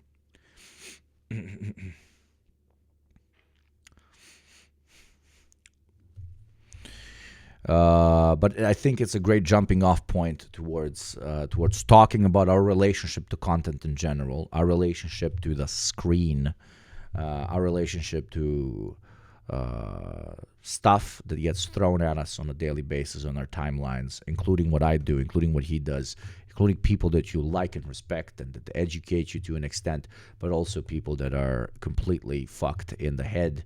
The great doom scroll, the great intersection of alienation caused by late-stage capitalism and larger, bigger and bigger and more looming screen times that envelop more and more and more of our God-mandated grass-touching time. That's why we're moving into the next coverage of today's good old stream by Ashley Embers. No thoughts, no problems. There's an app for that. Ashley made some pretty cool shit, so I think this is going to be a great jumping off point for a lot of other conversations. Before we get into it, though, please everybody go and subscribe to Ashley's channel, like the videos, always support the content that we're covering, and also just a slight reminder to help us reach today's goal of the subscriptions. I'm not going to give you any annoying grift hot takes. It just, what is necessary for the show to run. We're 100% zero ads, as we've promised. We're trying to build up a very self-sustaining community and try to take this whole thing to the next level. So anybody even considering it, I am very, very grateful. And to all of you that make some extra bucks in your lives, do consider gifting subscriptions to those guys, because it's to an extent a loop. They get a subscription from you guys. Eventually, they become subscribers. Hell, maybe they get older. It's like paying into the pension fund. They get older. One day you're going to be struggling. You're going to be a pensioner, but they're going to be working and gifting you subs in return. Wonderful. Thank you, Soldier. Toasty, very much for the gift. What if there is a total kick crash out and it implodes? That would be the best fucking thing to ever happen. I'm switching to a flip phone soon. Wild much planning it requires to switch. You mean an old school flip phone, not one of those flip Samsungs. Yeah, dude, it's gonna be like probably 90% of the texting that you do is done through social media platforms, and the old school like offline phones don't really have much access to that. So you want to try and balance out the death scrolling out of your life, but you also want to have access to people in your community for you to be able to interact with them. So it's there's no really like it's blaming the phone or blaming the internet is kind of missing the forest for the trees. This is a systemic problem causing us to just turn our screens into yet another commodity that we consume for the sake of consuming, and the greater your alienation becomes, and it is going to become greater and greater as late-stage capitalism enters some of its doom phases, the higher our drive towards consuming for the sake of consuming, be it on the screen or be it just buying stuff for the sake of buying it, the bigger that bigger part of our everyday life is going to be subsumed by that, because we're going to be looking for an out. We're constantly going to be looking for an out from the feelings that have been crushing us. And this has been done throughout history, right? This is usually why people got so insanely fucking drunk all the time or did so much fucking drugs. Just capitalism has now supplied us with other types of stuff that can get us high in a different way. Your Labubus, your video game skins, or the new Gucci belt, or an improved version of the car that you already cannot afford. So always look at it from a systemic point of view, not this thing is bad just because it is a thing. Hammers can be used to smash heads in. They can be used to make houses. It is the hand which carries them and the manner in which it carries them that should be criticized and analyzed. Just 5 more minutes. We all say that, right? 5 more minutes, and before I know it, it's 3 a.m. and I've spiraled down the digital rabbit hole. My brain's fried, but I keep telling myself just one more video. When I'm at work, I think like, oh, I can't wait to play my iPad games. And then when I play my iPad, I can't wait to get in. I go to work and spend 8 hours on big screen. Then I come home and I relax by spending 8 more hours on small screen. Ad, like one of those 60-second ads where you have to watch a YouTube video, because I'm like, oh, that'll be my little phone break. I feel like my brain is turning to goo. It's mush, and it's goopified. 20 years of your life is spent just scrolling on your phone. Looking at your phone. What's social media doing to our brain? Continually pressing on the pleasure centers in your brain. The more you press on them, they begin to become numb. I think one of the most damaging things about... And so that particular type of analysis is exceptionally lacking, because every other form of consumption does the same thing to you. You feel sad, you go shopping. It presses on that part of your brain where for, 24 hours, you forget about the fact that you're completely alienated and hate your fucking life, right? Same thing applies to any other commodity consumption. We just like to hyper-focus on the digital. There is a reason why we should focus on the digital and analyze the digital, because it is so freely available, and we all indirectly believe in the free lie that, content is free, even though there's a lot of very often unpaid labor going into producing it, which just make us, that old joke, you will own nothing and you will be happy. Well, digitization to an extent has contributed to us being able to avoid our alienation without being further radicalized against the system by consuming something that doesn't really exist in a three-dimensional space. There used to be a whole apparatus at play that is going to design, create, mold, and market a physical object that then you would consume in order to alleviate alienation, or you would consume it because you really fuck with it. But then again, you never know if you really fuck with it for this reason or that reason.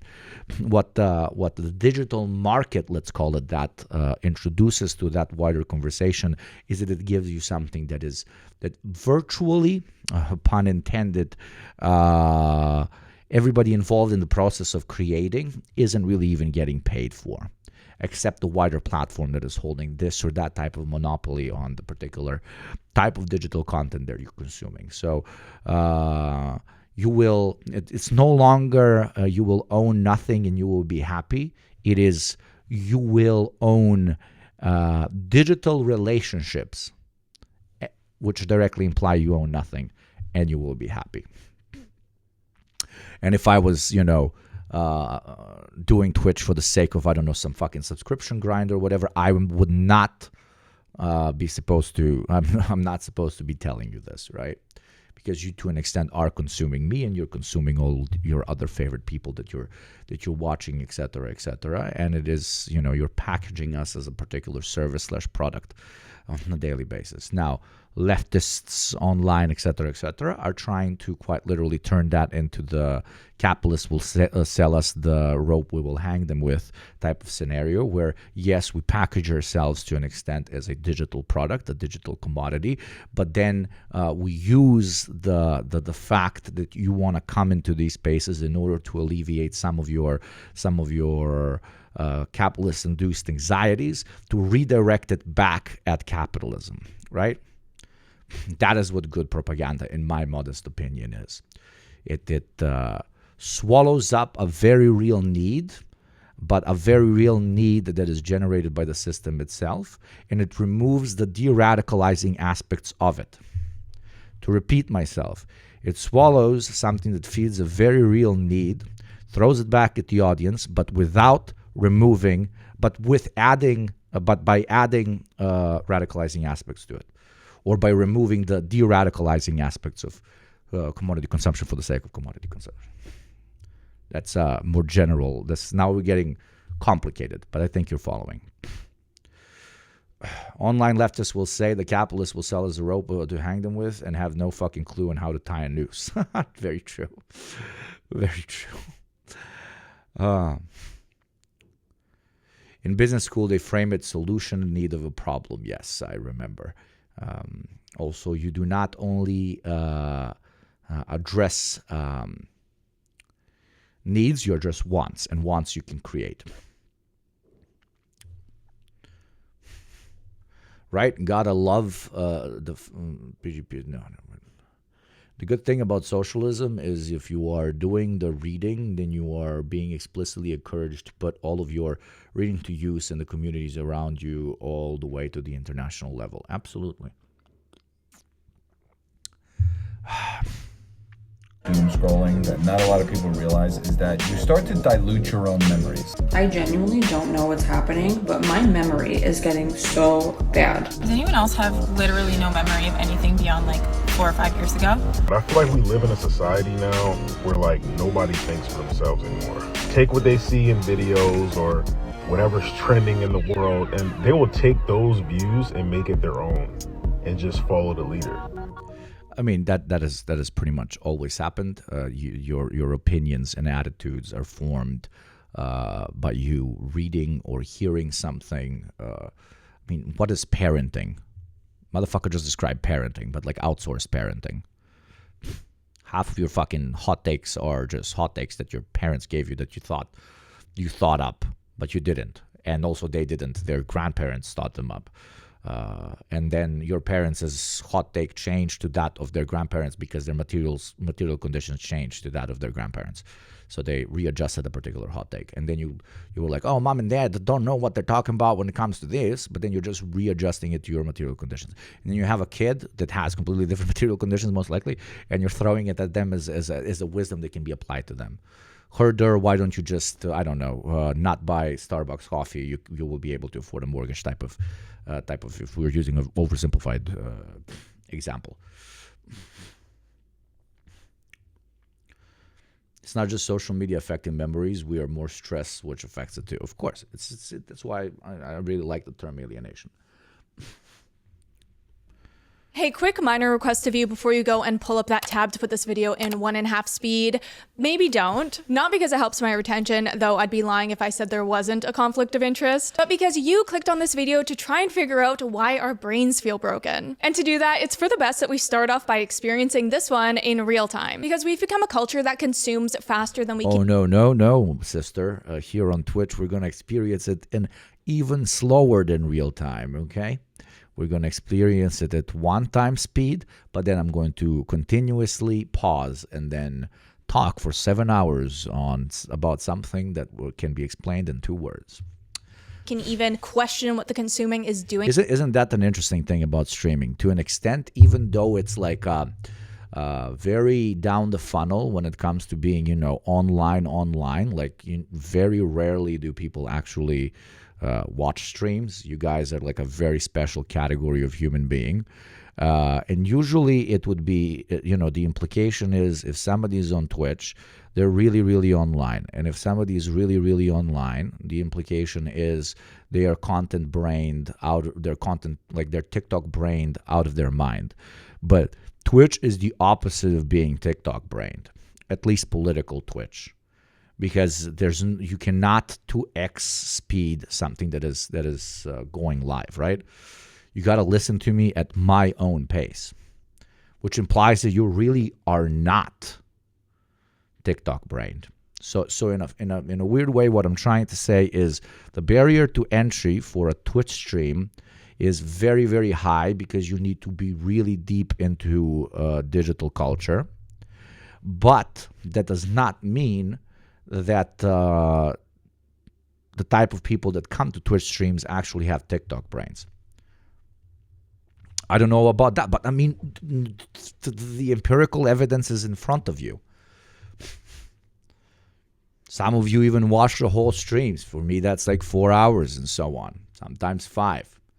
That is not TikTok brained. But most people on political Twitch do something parallel to the Twitch, so it's a different kind of TikTok. What do you mean by that? I don't get that. When I use TikTok, I feel like my TikTok brain is turned on. Yeah, I'm the same. I am the same. To us. And it's the reason why video essayists like me put in stock overlays and animations every 5 to 10 seconds, because people will leave if they aren't entertained to their liking. Are you not entertained? And you're not alone in this. Honestly, you'd be hard pressed to find me watching a YouTube video without also scrolling my phone at the same time. Multitasking is the default now, and monofocus is for chumps. And I know, we've heard it. Monofocus. Man, we're so cucked. All before, it's the damn phones. But today I want to go deeper into what that actually means, because as it turns out, it's not just social media that's the problem, but the screen economy as a whole that's doing long-term, possibly irreversible damage. I would expand that. I would say that just consumerist culture in general spirals more and more out of control as alienation becomes bigger and bigger, and alienation becomes bigger and bigger, the more money is condensed in fewer and fewer hands. That's basically it. Should watch documentaries on hacking incidents sometime. Chat needs education. Fuck yeah, why not? There's still an element of bourgeois black box to Twitch, though. More base media are like the printed word and radio, etc. Yeah, there is a massive element of bourgeois black box to Twitch. I completely agree. I completely fucking agree. To how we think, focus, and function. But the real kicker is that despite what the tech giants want us to believe, this isn't just something that we're doing to ourselves, it's something that's being done to us intentionally. A subtle, ongoing There is a weird type of privilege that needs to be, I guess, acknowledged when it comes to my ability to be able to stream to you. Like, that's insane privilege. Like, streamer privilege is fucking absurd, right? But there is also a certain type of privilege that, you guys have the time and the ability and the access to internet and electricity that allows you to enter these. But then again, you can watch Twitch dying on the street from homelessness, or you can watch Twitch in a massive mansion, et cetera, et cetera. And that privilege obviously that I have is a I don't know, a weird, strange, cringe economy of both wanting to entertain you, but and then also having to beg for money in order to be able to do so. It is a strange conundrum. And also I like chatters themselves create content as well by chatting, and whenever I'm responding to a chat, I am potentially making money off of the content they threw at me by reinterpreting it from my end without ever actually paying out to the chatter. That's why we joked there could be like a Twitch alternative where profit is unironically in a very interesting and democratic manner on the subscriptions or on the ads and so on, shared between chatter and actual Twitch streamer. We are content creators, chat. You 100% are. Chatters create all the value. Okay, now you're pushing it. Now you're pushing it. But yeah, and ironically, and there's a lot of streamers that, for example, spend their entire stream just talking to chat. Those are cases where literally like chat is just having their labor extracted. I mean, if we're applying very, very basic Marxian perspective towards that, I mean, that's what it is. If, I don't know, a stream is like 20 minutes, for example, I don't know, Hassan for 10 minutes talks to a chatter. There's a back and forth. And during those 10 minutes, Hassan makes, I don't know, like 60 new subscriptions. Out of those 60, let's say 40 gift subs came in exactly because of that conversation. Isn't the chatter supposed to receive a part of that money? You know? It's just a conundrum we find ourselves in, isn't it? With that being said, though, subscribe so that I can steal more of your content. Gift subs to your fellow chatters to thank them for the crazy amount of content they are generating for free. But now they can generate it for free while being subscribers. Internalize the contradiction. Do it ironically, okay? Subscribe ironically. I wonder how much Hassan makes in an hour. I would imagine it's over 250, but under 1,000 on average. I have no idea. Probably a lot of money. Thank you very much, and he deserves all of it. God bless him. Thank you very much, anonymous gift subber Xi Jinping himself. Whenever somebody who is anonymous gifts here, we joke that it's China money. China money, or I'm receiving it from the Kremlin, or I'm receiving it from George Soros, or I'm receiving it from the Republican Party. Depending on your perspective, I'm a shill for one of them. Okay? Thank you for the anonymous gifty. We are 10% away from our daily goal. Fracturing of our ability to be present, to resist distraction. Oh, from Big Ski Mask. Yeah, I'm a Big Ski Mask guy. Big Ski Mask. I am actually Big Ski Mask, pretending that I work for Big Ski Mask.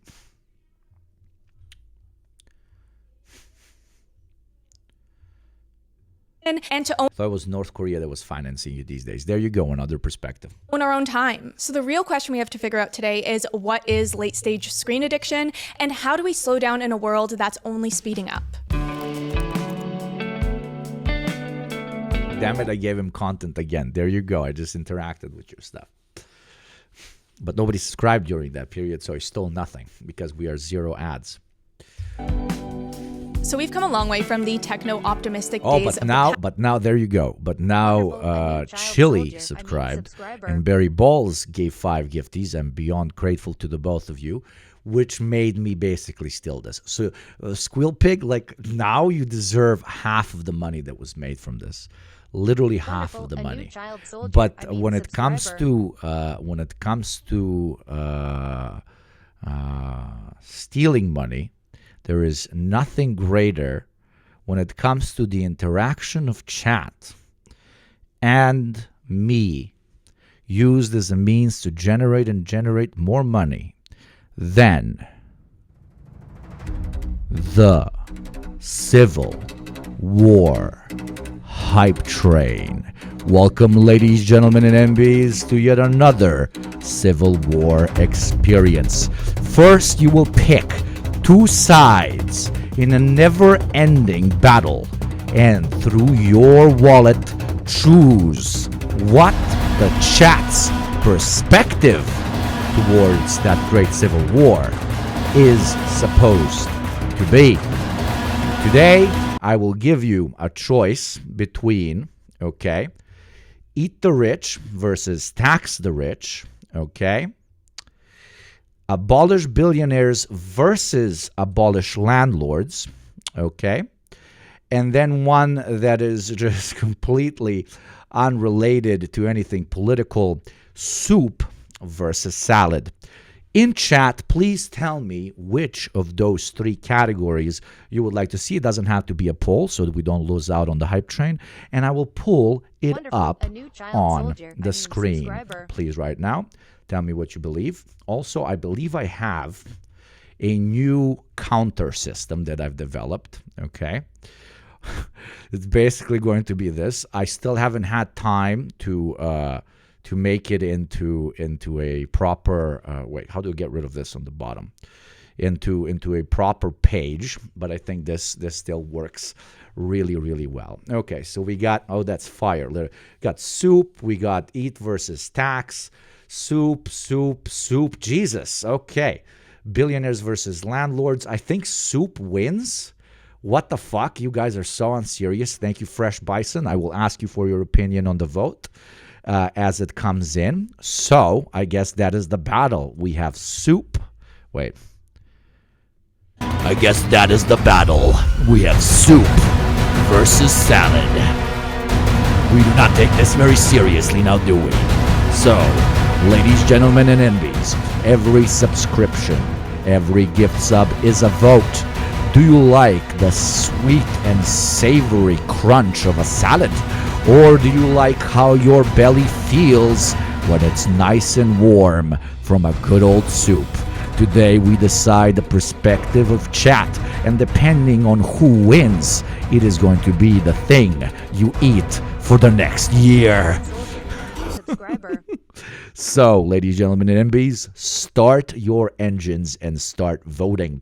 The first chatter was Fresh Bison. Fresh Bison, tell me what you vote for. Then we have Dysfunction with 1. What do you vote for? And we have Barry Bowles with the 5 gift subs. Barry, Dysfunction, and Fresh Bison. Tell me your perspective. I'm thinking soup, Hugo. Dysfunction gives the first vote. What stops the fire? That fucking sucks. Soup 1, salad 0. Barry Bowles comes in with another 5. Barry Bowles says salad. I will not tell you my opinion because I do not want to interfere with the great decision making of my beautiful and always independent chat. Okay, Fresh Bison says fuck them soups. They are for people from Los Angeles. I prefer the warm belly feeling of a good old soup. What is the stream even about, some might ask? I say it is both very serious and elegant in its manner through which it explores class consciousness, but we also do not fucking take ourselves too seriously because that would be cringe. Soup versus salad. As long as the hype train lasts, you can put your opinion on one of the two. Are you a dirty, skinny salad eater, or are you a member of the Neanderthal supermensch class that has returned to the true manner that men, women, and NBs were always supposed to make their food? In a big pile of very warm motherfucking water. This is basically a battle between Europe and the rest of the world. I feel like I know that the rest of the world like also eats a lot of salad, but let's be honest, like salad is very white people coded. And now I'm literally giving zero arguments for like against salad. I'm giving a lot of arguments against salad. But on the other perspective, a salad you can literally make in 10 minutes. A soup is a very long and complex process.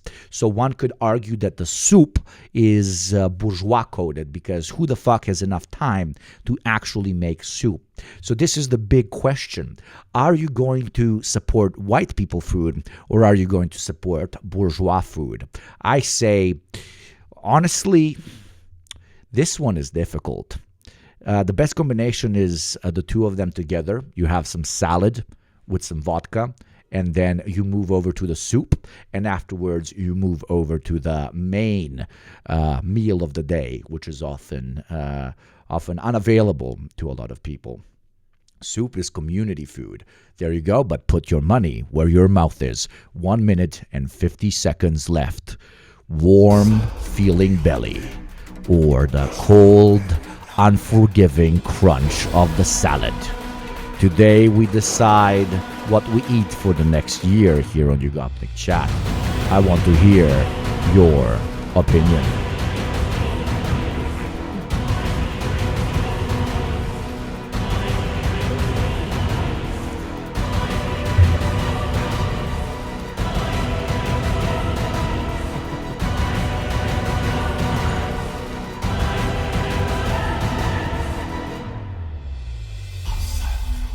One would expect that the soup would have a super pack, but compared to the soup would have a super pack. Holy shit, that repeated. But turns out, no. Barry Ball's literally carrying today's Civil War with another 2 gift subs. Are they towards salad as well, my friend? Or are you just trying to fully embarrass the poor soup eaters right now? Soup or salad, Barry? Tell me. Soup or salad? Supa ili salata, brate. 2 more for salads. At this point, soups look absolutely pathetic, okay? Like, this is how little you care about your own mother that probably raised you on a soup.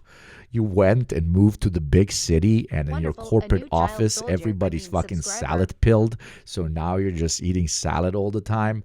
You have completely rejected enjoying the little time you have left on this planet by gorging yourself on a high-calorie soup. And you've completely given yourself over to what, a 6-pack in the form of a salad? I mean, that's what it sounds like. Danny Blushed comes in with a sub. Danny, what do you vote for, my dear friend? Danny, tell me right the fuck now, Danny.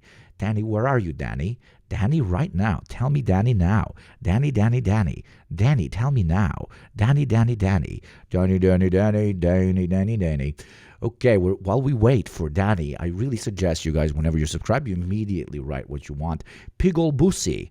That's a crazy fucking name. Pigol Busi. I'm saying that sentence today. Danny Blushed says, yeah, no, I actually want to completely embarrass the fucking dirty fucking peasant soup eaters.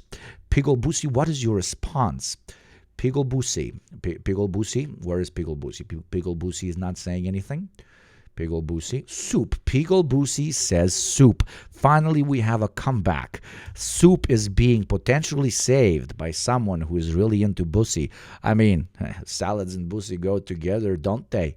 And now I have Cynical Chris coming with a 5, one of the OG Oilers here in chat, that says, my 5 go to motherfucking soup. And in a great twist of events, the soup eaters are equalized with the salad men. The salad men sounds absolutely crazy. 8v8. Soups versus salads. Some goddamn centrist liberals here in chat would say, why can't we have both? We cannot have both because we don't have money for both. That's usually why it goes. Barry Ball says no. Fuck them soup-eating motherfuckers, and gives another one to salad. Now, ladies, gentlemen, and NBs, we are introducing a new aspect of this game. Some would say it is unethical. Some would say it is borderline exploitative. But whoever gifts last before a hype train dies, his votes count as double. Let me repeat that. Whoever votes with their money last, and of course supports the show while we have some good fun and contribute to the image of Ugopnik chat, his votes are going to count for double. So if you want to properly push your perspective, you know what to do. FMM Socialist, a fucking OG. FM Socialist, who do you vote for with that extra 5? I said before a hype train dies, not before it moves into the next level. Though we could do also that before it moves to the next level. Salads are a luxury of the bourgeoisie and an illusion of equality to hide the chains around your necks. Soup. And in a great, even greater twist of events, where I need to show that my math is relatively okay, we move up. Soup is now quite literally standing above salad and leaking directly into their mouth. Level 7, 13 versus 9. Salad one could argue is big corporations like convincing you that you should be happy with a meal that isn't even cooked. You know, you're basically just eating a bunch of vegetables that now, when put in a salad, can be sold for 10 times the price by the corporation. So it is, to an extent, materially exploitative. Its use value is very low. But the counter argument against soup, to a very, very similar extent, can be, do you really call that cooking? You just cut up a bunch of shit and you threw it in a big bowl of boiling water? Like, you call that a motherfucking meal? I'm still abstaining from saying what my particular perspective is. But I think you can hear in my tone of voice where I'm leaning more for. Also, I am a Slavic man from the Balkans. Which one do you think I like the most? Dole F Politics comes in with another vote. DOLE, my friend. Who do you vote for? Also, very welcome to the community. You vote Dole. Who do you vote for? Dole. Tell us, Dole. It's not cooking if it isn't cooked. Exactly. Purge the soup supremacists. Really? You had a poll? I vote soup because it is proletarian, because you can cook it while working. That is very true. But one could argue that that is big capitalist propaganda, where they invented a whole type of meal that you have to make, that you are able to make while having your surplus labor extracted by said capitalist. Okay? 14 for soup, 9 for motherfucking salad. Vote.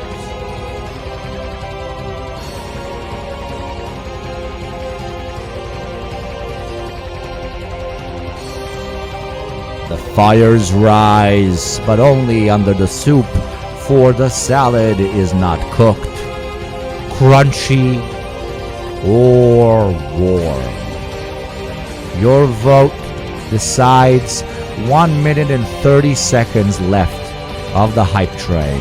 The last vote of any hype train is doubled. 5 votes become 10, 10 become 20, 1 becomes 2, and 50 100. For those true patriots of one meal over the other, they will try and properly time it. Do not move the clock of the hype train over the border, while making sure that their group wins. There is always a democratically aggressive manner through which we can define a winner of a Ugopnik chat battle. Who the fuck eats a salad when hangover? Soup is underrated for real, super tasty and filling. Can we also get a chorba section? Soup includes chorbas. Soup includes chorbas. 30 seconds left. Soup versus salad. Crunchy or warm? Tell me what you believe, and I will be able to write whole tomes of books on what type of a person you are. Onion soup is included in soup, and salad with meat in it is indeed included in salad, because we live in an American Central world. And Barry plays it like a motherfucker. Barry comes in with 3 votes. 3 votes, which, because the hype train ended, now count as 6. And salads rise above the soup, entrenching themselves as the true meal of the proletariat. Joe 1 tried to do the same thing. Thank you, Joe, for attempting, but unfortunately your vote came in after this finished. Congratulations to the salad people. You have been literally carried by Barry, who is apparently really, really into motherfucking soup. You're really into salad. So, with a heavy heart, I must tell you that my side was one that makes my belly warm. Was one that can be both sweet and savory and spicy. It was soup. But unfortunately, on this fine day, the dirty grass eaters have defeated us. Soup versus salad, winner, soup. Level 7 hype train. Sup. I love how I wrote sup. So, wait. The current image of Ugopnik Twitch chat is... Wait, classical.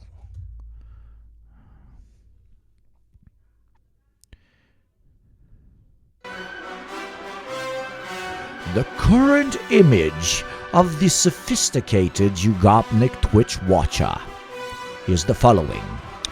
Bisexual, circumcised, likes hot dogs, puts mayo and ketchup on their fries, does not want to have no goddamn pets, prefers Mao's China over the USSR. In the battle between the West Coast and the East, they kind of didn't really care. They are all bottoms, one would say, on top. In the discussion of Marvel vs. DC, they said, "Why the fuck are you asking me this type of nerd question?" On boobs versus butts, they preferred the booty. On Lenin versus Fidel versus Che, they put Lenin on top. And on aliens exist versus don't exist versus lizard people exist, that one was wild.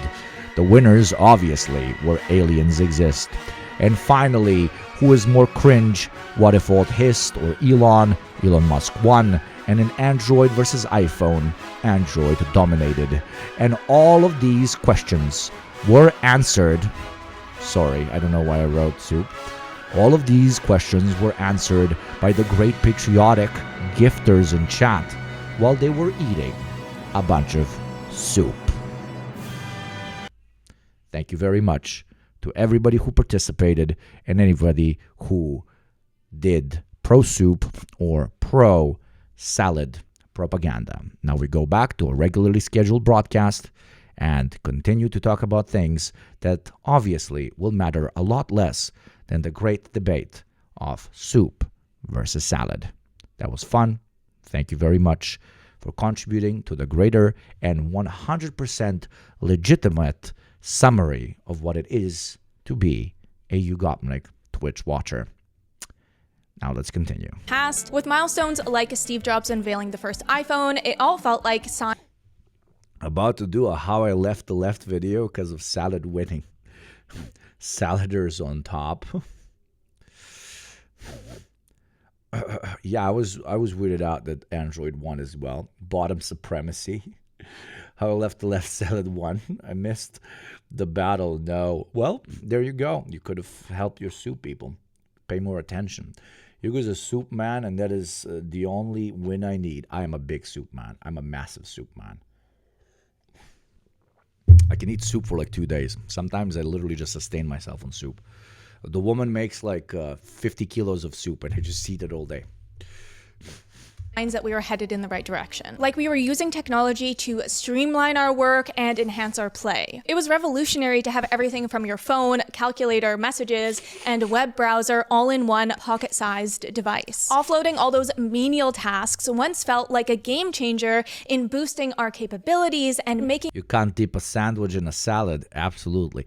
Though if you make like a shopska or something, like you have a lot of those juices in the bottom, and you can still dip the sandwich in all of the salad juices as well, like the olive oil and the cheese and the tomato left like drip that's, you know, filling up the olive oil in the bottom. That shit works. us more efficient. But as time went on and— Can't eat a soup in space. Holy shit, I completely changed my mind about our species needing to invade outer space. Why the fuck do I need space when I can't have a soup? That is very true. That is crazy. We gotta, like, what, only drink soups from those little dispensers? our efficiency increased, something strange also happened. We weren't actually saving any time. While these devices and apps have taken countless small tasks off our plates, they've also made it nearly impossible to disconnect. In streamlining our lives, they've simultaneously tethered us to our screens and replaced tedious work with constant notifications, endless scrolling, and a sense that we should always be doing something. As said here, let's be real with ourselves. How many of us are using the time afforded us by our banking app to write poetry? We just passively consume crap on Instagram. What would have happened if Benjamin Franklin had Twitter? Would he have been on Twitter all the time? Would he have made his inventions and breakthroughs? Since day one, we've been sold this story of smartphones improving our lives, but I don't have to tell you that that sentiment feels like a fairy tale at this point. And the zeitgeist of the And it feels like a fairy tale, not because smartphones in on themselves or the internet is necessarily a negative thing, but because it has been co-opted by capital to create another form of commodity or service consumption, which lies to you that your current alienation is not as heavy duty as it actually is, and pushes you into a continuous spiral of consuming for the sake of consuming. 2020s is marked by less excitement and more by exhaustion, and in many cases, an outright resentment towards our phones. But the interesting thing is, like I said, it's not just social media that's the problem, but pretty much everything is bombarding us with requests for attention. Even the photo app is not just a storage tool anymore, but your own overly sentimental, personalized photo album generator that's always prompting you to check out the new memory compilation of the day. At this point, it feels like every app is just a modern version of Clippy, popping up uninvited, trying to help, and mostly just being annoying. I have an unbelievable deal for you. So let's take a second to talk about the notification epidemic, because boy howdy, is it ever outrageous. Do you remember the days when you would get that red bubble pop up on the corner of your Facebook app because someone tagged you in a photo? Well, we don't get that luxury anymore, because instead, now we get red bubble galore over everything. Like, hey, your friend posted— Which, yeah, I never thought about this. Like, in the economy of notifications have become pretty valueless because you get so many of them, you don't really click on the thing. A picture of themselves that has nothing to do with Your village is being attacked by Big Stalin. you. Why don't we notify you? The apps are so desperate for us to open them up that they'll find I turn off all my notifications, as you should, except for my stream. You should have it, like, you should customize, you should code your phone so that when a Ugopnik stream begins, it's literally this sound.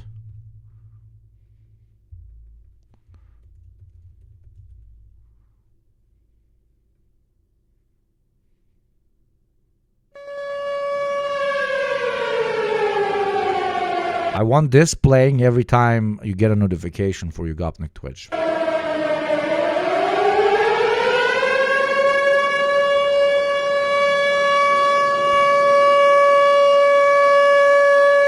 Okay, I think you get the gist. You can download it from that page. Any and every excuse to send you an alert. And talking from personal experience, this has led to complete notification fatigue. No red badge, pop-up, or banner will faze me anymore because I've become totally Now we're doing this one instead. Don't tell me you're sending the fucking Yugoslavian EAS. Jesus, this one is somehow even worse than the previous one. Holy shit. Desensitized to it, which is a problem because I'm always missing. Like, imagine everybody running out of your building because they think there's an actual tornado coming, but no, it's just Ugopnik is streaming right now. That would be fucking hilarious. That would be so funny. Important messages because they all get buried in the flood of useless notifications. But there are many other sneaky ways that these apps manipulate us into hopping on. Some are even right in our face, like Instagram's 24-hour story feature, which puts pressure on us to check I apologize in Eastern European. in every day so we don't miss anything. Then there's Snapchat's streaks that encourage you to also check in every day because if you miss a day, then you lose your streak. But on the sneakier side, there's something called variable ratio scheduling, where notifications are sent at different times than the action was made to get your attention when you aren't on your phone. You know when you've had a really long day at work and you want to have a mute moment? And that's what I call it when you just want to sit on the couch and rot and not talk to anybody. Why is that whenever you want to have a mute moment, every single app on your phone decides to start sending you notifications. The Ring neighbor, someone lost their cat, somebody's at your door, there's an Amber Alert. MyFitnessPal wants you to track your dinner because you forgot to do that. Fable's like, hey girl, reminder to track your reading so you don't lose your reading streak. McDonald's hooks us by appealing to our body's cravings for certain. Like, imagine if somebody went to an advertising executive in 1997 and they told him, we will create a device that will make life without said device literally borderline impossible. And that's the tool we're going to use to sneak in 24/7 readily available advertising being screamed at with particular gambling casino-like noises at your consumer base. The advertiser will literally sell his soul to the devil. I mean, he already did by being an advertiser. I know, I was one myself. In order to have access to such a device. And this is a further example of a piece of tech or a piece of commodity, not by itself being negative. It just ruins, it has most of the magic taken out of it literally because of the profit motive. Because someone asked, how can we make money off of a device readily available in the pocket of everyone from the system of, hey, your mom just tagged you in a photo.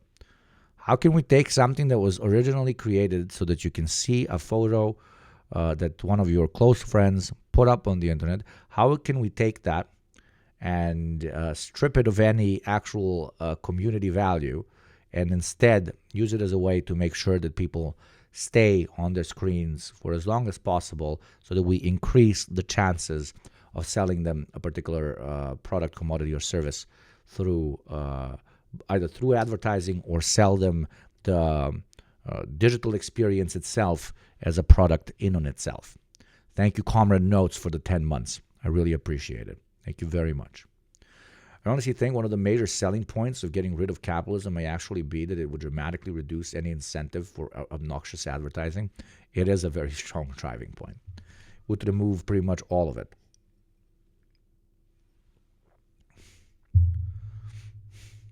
Ever notice how the world doesn't actually implode when you don't attend to the internet a few days? Kind of wild. Yeah, a lot of people forget this. Capitalism lives from replacing community value with shareholder value.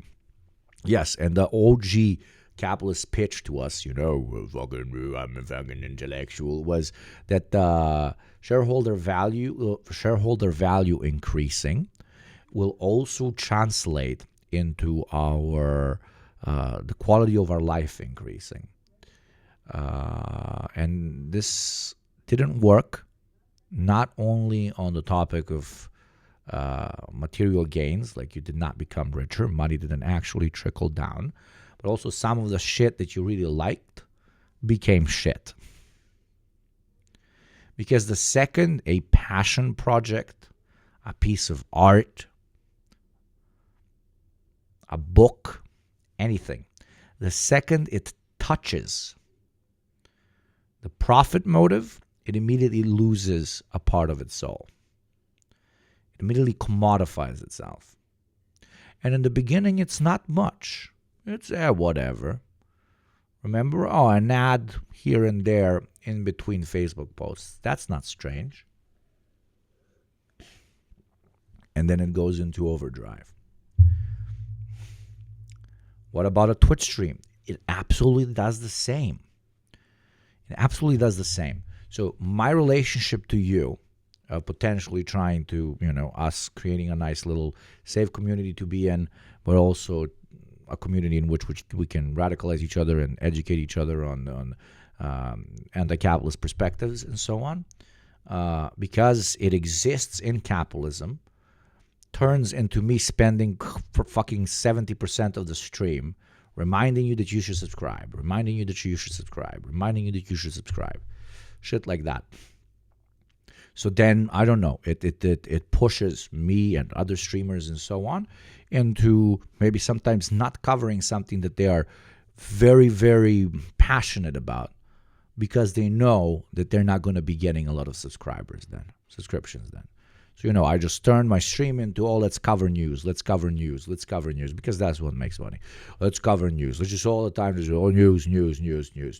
We watch news together, and that's fucking, right? So yes, the market motivates you to do something that generates more money. But on the other side, a political, progressive, class-conscious Twitch streamer manipulates the market system itself as well, because he sees, okay, capitalism will supply me with a monetary value, and in return, I will agitate against capitalism. So there, you basically have two paths. You either say, okay, then that implies that your political activism has been fully commodified by the system because there's monetary value to be gained from it, or it implies that the particular agitator is manipulating the system into basically being able to sustain himself financially while agitating against the system. Which perspective is correct? In my funnel video that I've further developed, and I might make a part 2 on, it literally depends on whether the person that you are reading, listening to, or watching is encouraging you to organize IRL. Unironically, that's the big difference. Because the other one is just creating a more sophisticated piece of consumption that is supposed to eternally keep you here, which is also very stupid from the other perspective, because you can have both.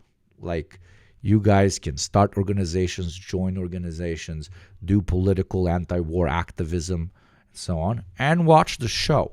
One does not have to lose out on either. But without us agitating you to get educated, and more importantly to start doing something, which by the way also includes like starting to agitate yourself, you becoming the agitator, right? That is a direct good result. I lost my train of thought there for a second. I apologize. Wonderful. Thank you very much, Zans, for your 25th motherfucking gift sub. Thank you very, very much. So there you go. I am co-opting the financial motivation that I'm getting from my audience. But it gets even more complicated, right? So those are the two perspectives you can have. Leftist Twitch stream exists in capitalism, therefore it is immediately commodified by capitalism. Or leftist Twitch stream exists in capitalism. This is the Twitch streamer utilizing antiquated profit incentives that the system has created in order to financially sustain anti-capitalist propaganda. Two perspectives, right? And then there's a third one. And there's a third one which you will not like. And that is that capitalism has somehow managed to outsource the financial benefit that a leftist Twitch streamer making leftist content receives over to you, most of you being proletarians. Isn't that interesting? Isn't that a very interesting contradiction there, eh? Because we hit ourselves in the chest. You're not going to hear this from other Twitch streamers, by the way. I'm telling you literally as it fucking is. So we're hitting ourselves in the chest. Herder, I'm a lefty with a platform online. I'm doing something really good, and capitalism is stupid for paying me for it. But is capitalism paying me for it? To an extent on Twitch, up until, I don't know, 6 months ago, political content received money from ads, right? So that would be, yeah, directly capitalism paying us for the noose. We want to, for the agitation, for the noose. They want to tie around their neck. But what they did now with removing advertising for political content is completely outsource that to you. I'm shooting my financial future in the fucking head by like explaining this the way it is, but that's what it is, right? So then you find yourself in an even more unhinged contradiction where you're like, but by subscribing, I am motivating these large capitalist institutions like Twitch, which allow people to make content, sometimes even progressive content, from actually paying their quote-unquote employees, which is what we are to an extent in relation to Twitch, by giving them money directly. Why would Twitch give advertising revenue to these motherfuckers that are agitating against advertising as a concept and them as capitalist enterprises as a concept when we can offshore it to subscribers and gifters? So you will always exist in that contradiction. Well, you want to support someone and everything that they say, and you think they're a positive influence on the world and on your direct or indirect communities. So from one perspective, you want to do that. From the other perspective, you are motivating the capitalist system to even further outsource payment to you guys that are also alienated, exploited inside of your own workspace.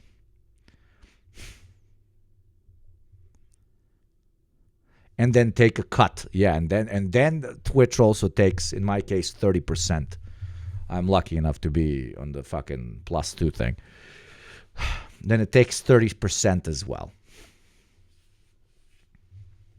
It also competes with funding for IRL organizations. There you go. Absolutely correct. That's why we joke. You know, we're in a bar and I'm a bartender and you scream at me with some crazy political hot takes and I make you some ideological drinks. Unfortunately, I would love to actually send you a drink and scream political hot takes back at you.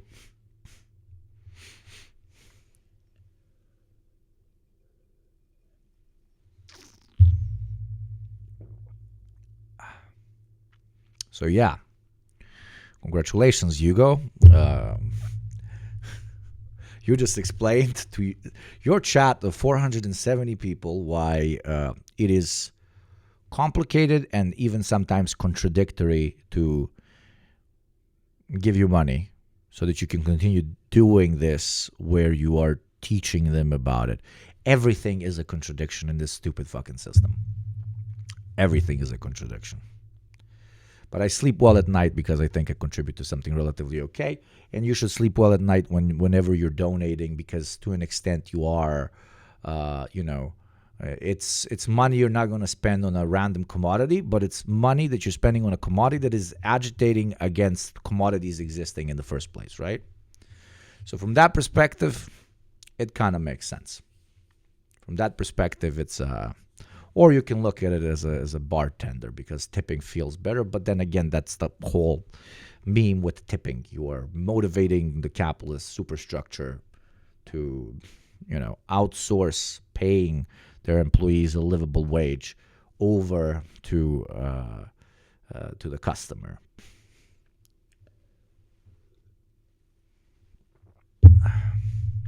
Why not self-host and fuck Twitch? I'm not big enough, my friend. I'm really not big enough.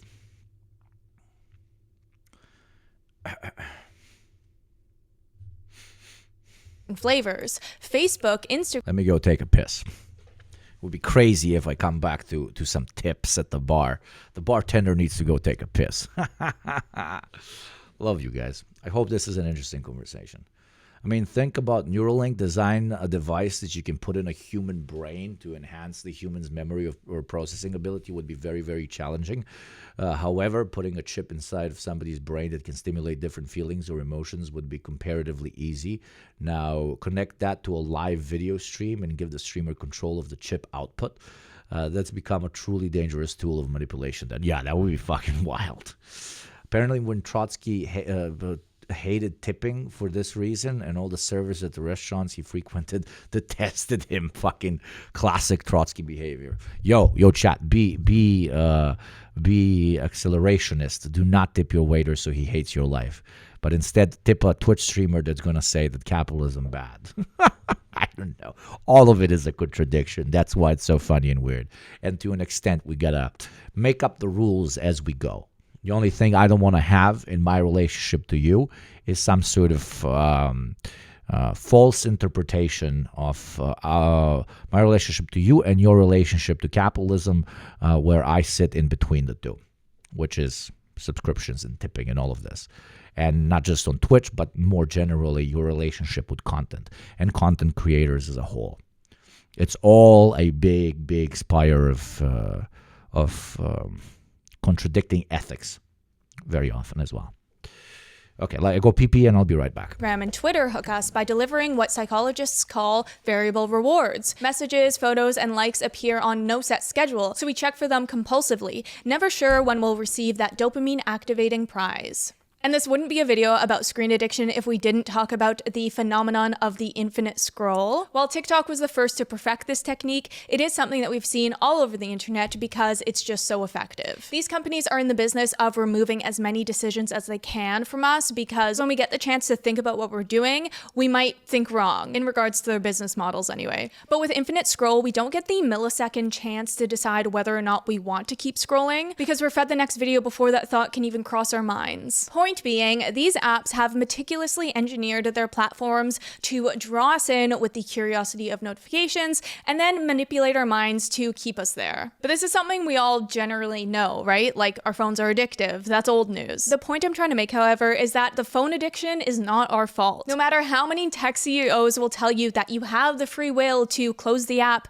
whenever you want, the addiction is built right into the design and a distraction is their fuel. Is it true that someone in your company said that it was an existential threat if you lost teen users? Senator, I don't... Is that true or not? Because we have a document that said that. Senator, I assume that's true. We are falling exactly in line with what these shareholders want from us, constant growth. Like, as many times as Zuckerberg says that their mission is to connect people, that doesn't change the fact that the app literally does the exact opposite. So our new mission is to bring the world closer together. While some blame our collective tech addiction on personal failings, like weak willpower, Harris points a finger at the software itself. That itch to glance at our phone is a natural reaction to apps and websites engineered to get us scrolling as frequently as possible. The attention economy, which showers profits on companies that seize our focus, has kicked off what Harris calls a race to the bottom of the brainstem. You could say that it's my responsibility to exert self-control when it comes to digital usage, but that's not acknowledging that there's 1,000 people on the other side of the screen whose job it is to break down whatever responsibility I can maintain.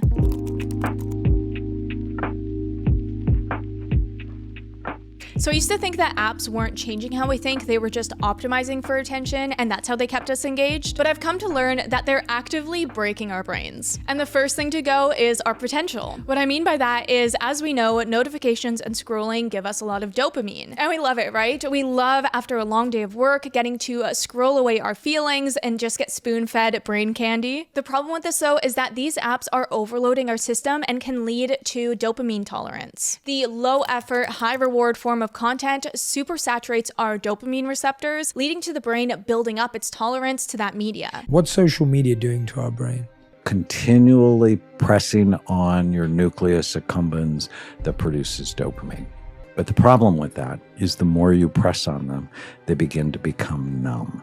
And you need more and more excitement, more and more stimulation in order to feel anything at all. This means that things that are fun one day actually become less fun the next. TikTok, Reels, and video games all started off super fun, but quickly turn into not bringing you joy, but serve as a desperate attempt to feel the same high that you felt the first time you jumped on. I got surprised by some food. We are eating, what are we eating this fine morning, evening/afternoon? We are eating very crazy pasta. Can't really see it from here. It's very good. It's got spinach. It's got hot peppers. It's got pesto. It's got tomato. What even hotter motherfucking mess. Even hotter motherfucking paprika, brate. And because I'm insane, a lot of feta cheese on the side because it is very nice. Damn, Mrs. Hugo cooked with this one. That's funny. But yes, she always does. Thank you very much. So yeah, let's continue the video while I munch. I'm going to try and be as fast as possible. Thank you to everybody who subscribed because you bought me this meal. It is very nice of you. Now let's play. Play, motherfucker. For us to feel joy or motivation from smaller, slower experiences because our brain has built up a tolerance. Think about it like the amount of juice in a lemon. At the beginning, if you squeeze a little bit, you get a lot of juice, but the more you exhaust it, the harder you have to squeeze. Technology is like the lemon juicer, as it squeezes out a ton of juice, but then there's no juice left. And this cycle can go even further, leading to what's called terminal boredom, where nothing really brings you joy anymore because the bar is so high for dopamine. And what this looks like is that anytime you do anything that's not with a screen, you get an intense level of boredom. And if that sounds awfully familiar to something else, that's because it is. All these things can trigger dopamine release or a dopamine rush. This feel-good neurotransmitter is also involved in reinforcement. That's why when we try one of those cookies, we might come back for another, or two, or three. The dark side of dopamine is the intense feeling of reward people feel when they take drugs, which can lead to addiction. And like I said, the long-term effects of this is that your brain's threshold for dopamine becomes so high that everyday things that should feel rewarding just don't anymore. You know, we've really messed up relaxation because the millennial generation, I used to come to this same beach house, my aunt's beach house as a kid. Look at this view. Gorgeous view, just sitting here, nothing to do. But also I have to comment. A lot of dopamine conversations are whitewashing capitalist alienation. What do you mean by this? You are unhappier and unhappier as the days progress, and therefore you need more and more consumption on the other end to offset the lack of purpose in life, the inability to fully enjoy the fruits of your labor, the lack of community, the individualized hyper fucking cell structure of modern capitalist society, etc., etc. So you're basically sadder and sadder and sadder, and because you're sadder and sadder, you got to consume more. And what is the thing that is readily available for everyone to consume like crazy? It's the digital product. So by only focusing on the conversation about dopamine, it implies that all the mice in the experiment are all living equally okay, and they just the mice that started looking at their phones first are the ones that are the most addicted to phones because they've used them for the longest period of time. No, if you have 100 mice, and 5 of the mice, the 5 richest mice, the 5 mice with an abundance of partners, community, and a crazy amount of food, those motherfuckers, I mean, they would get the same amount of dopamine from the consumption of the fucking piece of content, but they will have a lot of other ways to explore life than just, watching shit all the time 24/7. So just by talking about dopamine, we remove the quote unquote material conditions from the conversation, which is problematic. It's the same, like chances of getting addicted to drugs after you try them when you have a very fulfilling life versus when you don't have anything else obviously the chances of you becoming addicted are much higher when you don't have absolutely anything else. This applies to doom scrolling as well. If you don't have anything else, you're going to doom scroll more, and it's going to end up being the main place you get any sort of happiness from, which is then going to stimulate you to doom scroll even more. So yes, the dopamine dialectic. Also, self-regulation is labor in and itself. You're not going to be able to self-regulate well when capitalism is forcing you into 60-plus hour work weeks. Absolutely.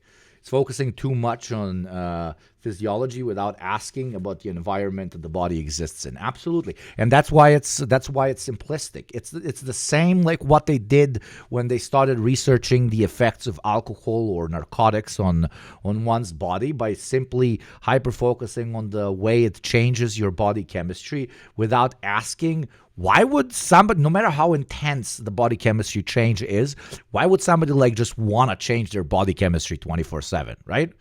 Like alcohol obviously does the shit it does to you. Cocaine obviously does the shit that it does to you. So that's undeniable. Nobody's denying this.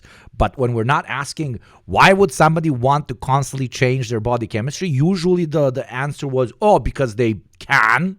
But no, they know they will die if they keep doing this. It's not because they can. It's because they don't have anything else.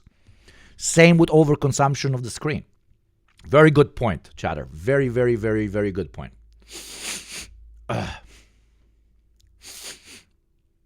Psychology and sociology, more than any other areas of science, are lacking in analysis of political circumstances and how it influences our social and psychological behaviors. Could not agree more. Rich capitalists love to tell you money doesn't buy happiness, and they are right in a sense. Money can't buy happiness because happiness isn't a commodity. But the fact that there is purchasing power for happiness indicates that if we remove money from the equation, then happiness overall will increase. Very good point. Through the creation of the currency system, we have defined how much access you versus your neighbor versus their neighbor have towards a dignified life. So it becomes a hierarchy. It becomes a rat race. It is no longer fully accessible, because to make it fully accessible is to decommodify it, and to decommodify it is to lower the profit rate and the GDP and so on and so on. And to do that in capitalist society would be seen as unproductive. Damn, it would be seen as, like line go down. The more shit you make for free, the more the line goes down, baby. Anyways, cheers. But drink my little sparkling water, and all I can think of is to look at my phone. And when I was a kid and came here, I used to just listen to music. I had a Walkman with, I think, just the Garden State soundtrack, if I'm being perfectly honest. And I would, as a preteen, I guess, I would listen to this Garden State soundtrack and just look at the view. But now I get anxious and I need to do something. You know what I mean? And my parents, when they were my age or when they were a preteen, they would sit somewhere like this, I'm sure, just without music. Same like another point in the drugs allegory. Same like, let's say, two neighborhoods.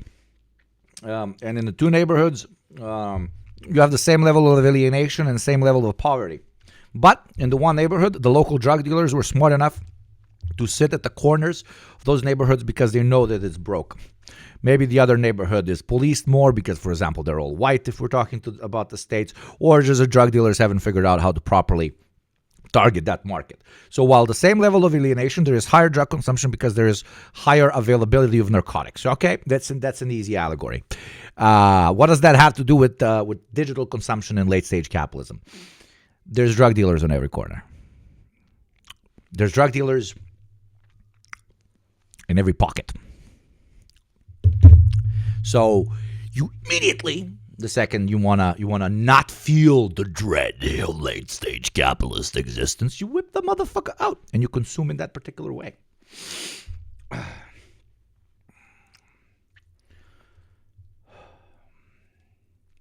Indeed, a very brave new world, my friend. And just enjoy it. And then their parents would have to sit. I mean, I don't even think they'd sit. I think they'd just have to, I don't know, chop wood or something. So, like, I think we had it the best, but then we took it too far. Activities that take time to deliver the same sensation, like painting, journaling, or working towards a goal, start to feel boring or frustrating because your brain isn't used to waiting for the dopamine hit. And that's the real problem. The things that move your life forward are the ones that are getting left behind. So what happens? We get overstimulated. The brain is constantly chasing dopamine, and when you live in that environment long enough, the brain adapts by becoming numb to it. Things that used to bring pleasure, reading, being outside, friendships, don't feel as rewarding. That leads to emotional flattening. How often do you wash the pasta residue of the mask? I don't. I just sell the mask with all my saliva and pasta on it. That's how it sells for more. A lack of motivation. I modify my eating.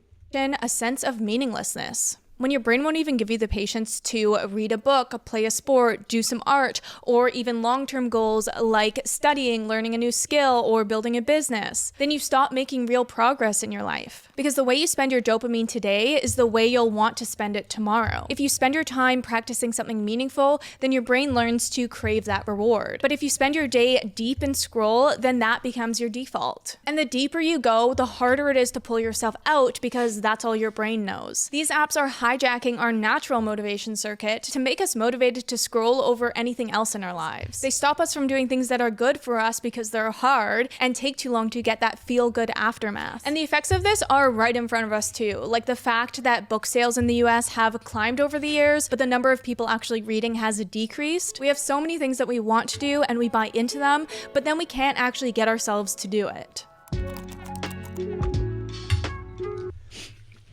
This analysis lacks crazy amount of substance. Because it implies that the device itself is what is stopping us from pursuing activities that are going to be more productive.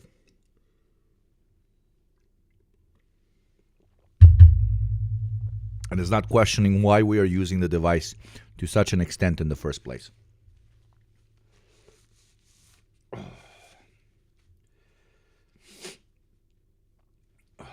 Summary is giving neurotypical people ADHD and ADHD people super ADHD.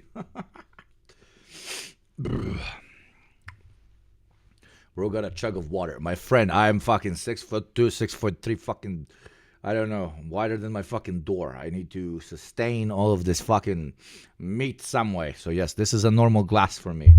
And I don't know if you saw the portion of pasta is a normal portion of pasta for me.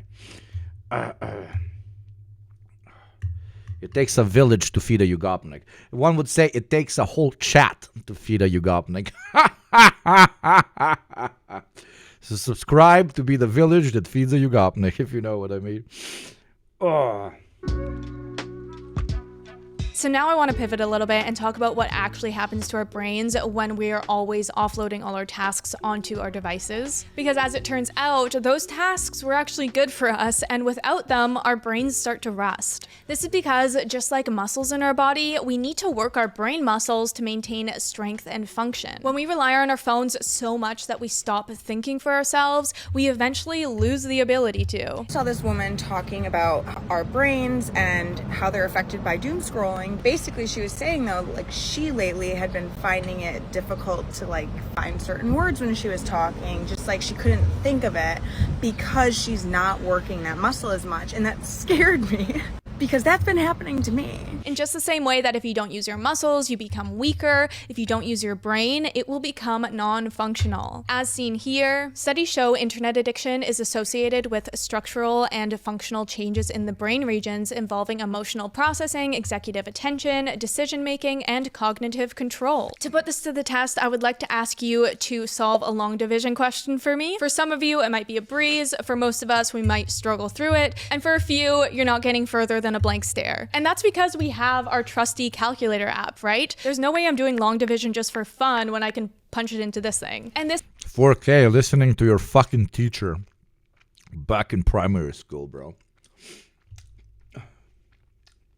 This on its own is not inherently bad. I'm not saying to stop using your phone calculators, but when we're offloading all mentally challenging tasks to our phone, then our brains, like I said, lose the ability to take them on anymore. This study found that increased use of screens among adults may harm learning, memory, and mental health, as well as the potential to increase the risk of early neurodegeneration. The study shows that in adults aged 18 to 25, excessive screen time causes thinning of the cerebral cortex, the brain's outermost layer responsible for processing memory and cognitive functions, such as decision-making and problem-solving. And that leads us into the effects phones are having on our memory. I really thought it was just mom brain that was ruining my memory, but now I have a real fear that it might be my phone, because I had my first son in 2020, the same year that screens took over everyone's lives, so I didn't realize who the real culprit might be. Of those surveyed by... Any alternative way to support you without a capitalist third-party taking a cut? Unfortunately, not really, my friend. It is Twitch. Memory researcher Catherine Loveday in 2021, 80% felt like their memories were worse than before the pandemic. I genuinely Bits, actually, I don't think they take cuts from bits. Yeah, they don't take cuts from bits. They take a cut from you, don't they? don't know what's happening, but my memory is getting so bad. I could have a conversation with somebody. If you ask me to recall that conversation, can't. No idea what was said. But I used to be able to recall conversations from 2002. I can't remember any important information either, which affects me in work life and everything else. If I get an appointment and I have to put it on my calendar, I literally forget from minute to minute what I have to put in the calendar. And the reason phones affect our memories is multifaceted. For one, we literally don't have to remember anything anymore because our phones remember everything for us. We don't need to memorize friends' phone numbers, home addresses, or birthdays, nor do we even need to remember if we're out of butter or how long ago you left the chicken thawing in the sink. While yes, physical notes have served people for millennia to help with this problem, we still previously relied a lot more on our memories and just supplemented with physical reminders. So basically, the idea of friction is that there is value in things being a tiny bit difficult. And so when we use digital tools, there really isn't a lot of friction. Dating apps, it makes dating very easy. DoorDash.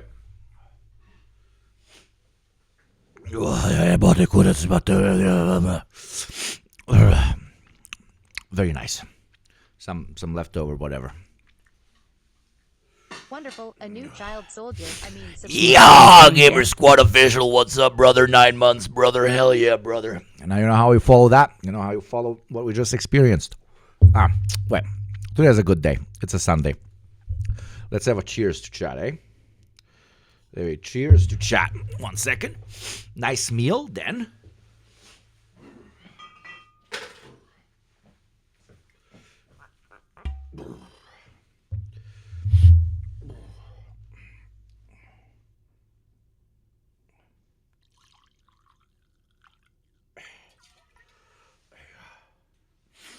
A nice little drink arena.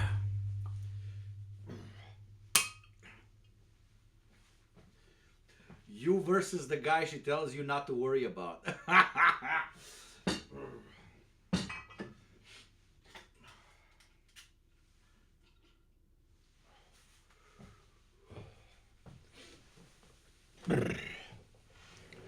And then, where are your legs? I am Camo Boy. Cheers.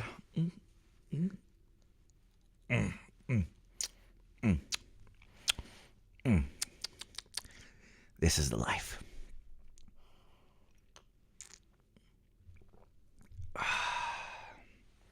Very fucking good. Very good. Very good.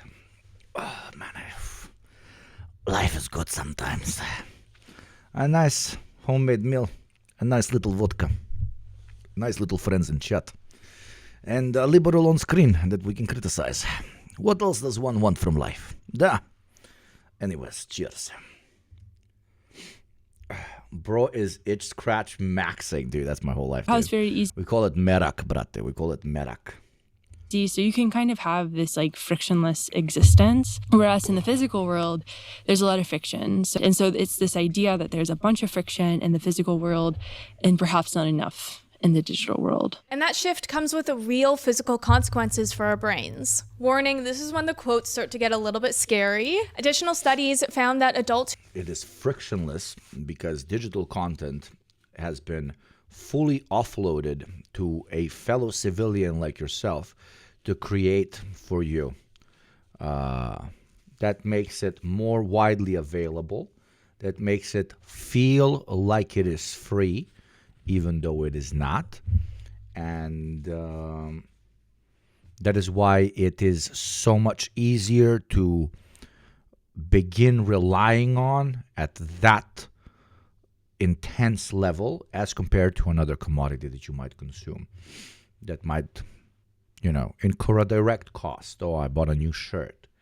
That might incur a more direct and better understood concept of why consumption bad. Like, oh, this is fast fashion. Maybe I shouldn't consume it. There is no friction to digital consumption, not only in a psychological perspective, but in a material one. Also, the removal of friction is a part of development of society. The way it is happening currently is harmful, but in itself is not a bad thing at all. Absolutely.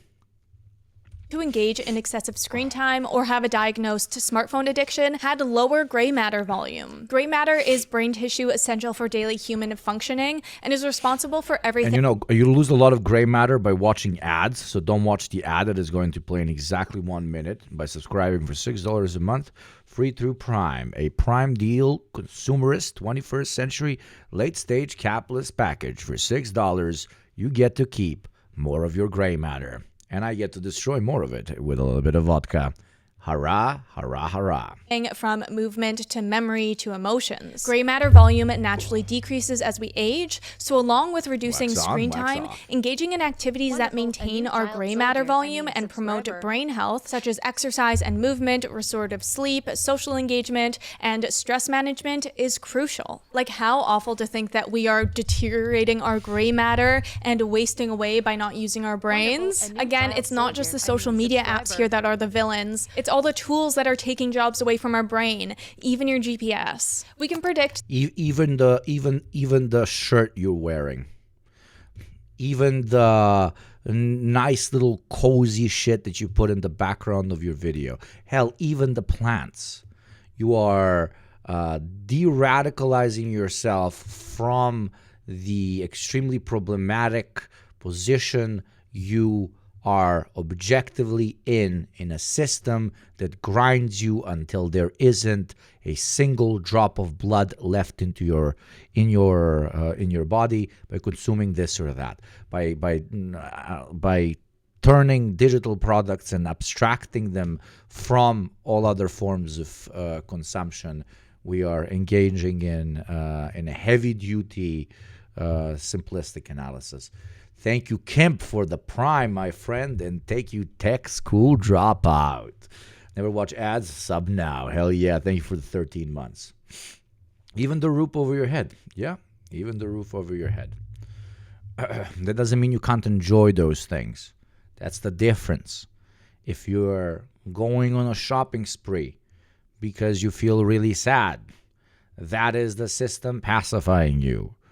If you're going on a shopping spree because, I don't know, that's a big part of your self-search or whatever, then that's a different thing. You're still participating in unnecessary consumerism, sure. But who the fuck am I to judge?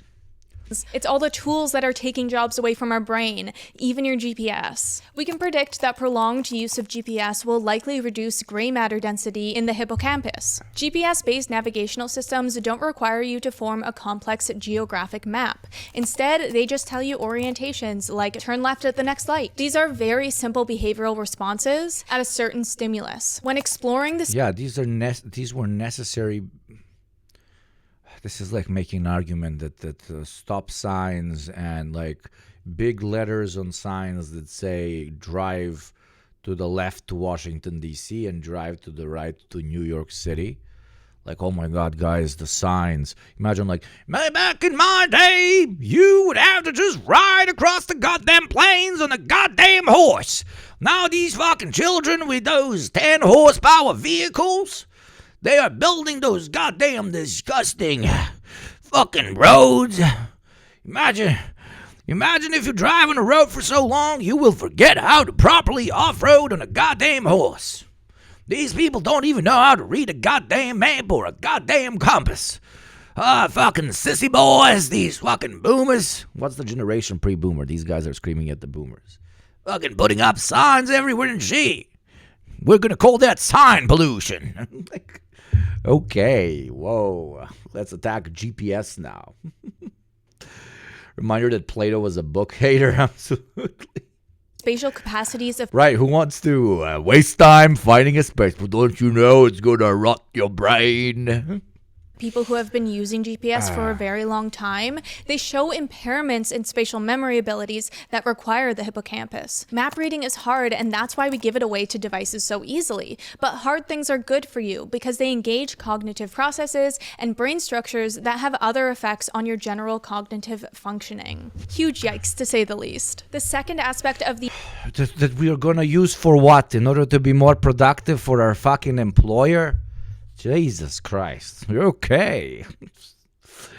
memory problem is that we're not giving ourselves the chance to store Cheers, chat. Anybody drinking with me, by the way? Cheers. memories. We move so quickly from task to task, from app to app, that information leaves our brain as quickly as it's entered. We aren't giving our minds the chance to process and organize events in C-Spar. Cheers, my friend. the way that it needs. I think one of the most damaging things about doom scrolling that not a lot of people realize is that you start to dilute your own She mentioned capitalism even once. No.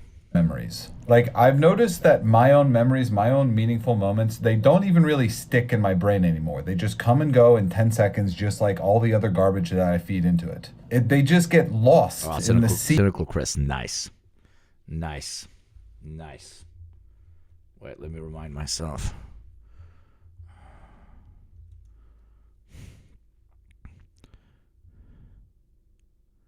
Oh, yeah, I've had it. I've had the beer. It's good.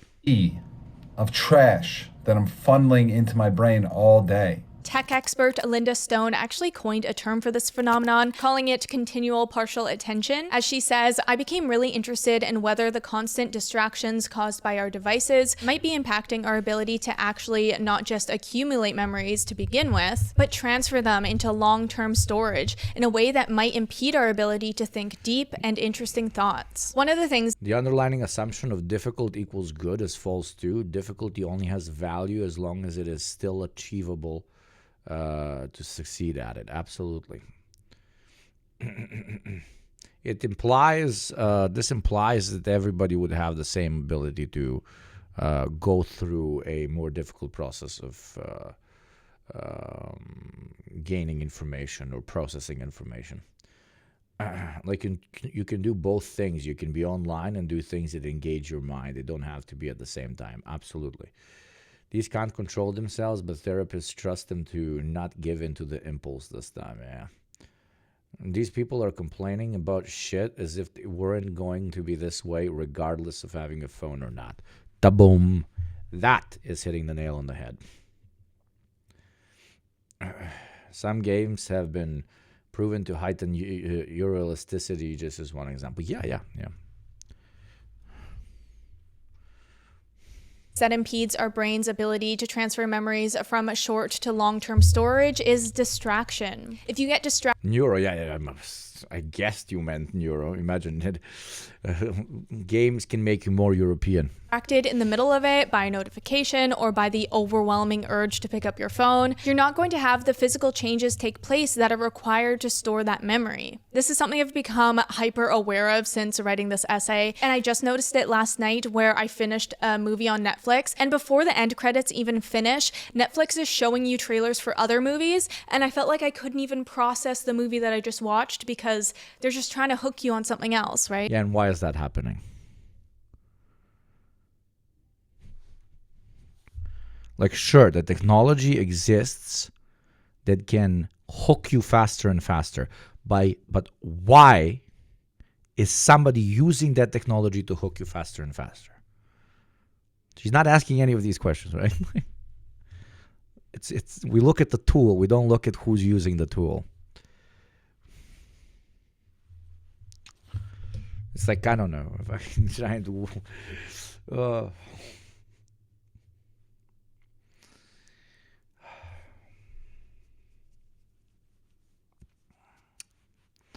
Sorry, I got angry a little bit. It's like, how do you get so close? And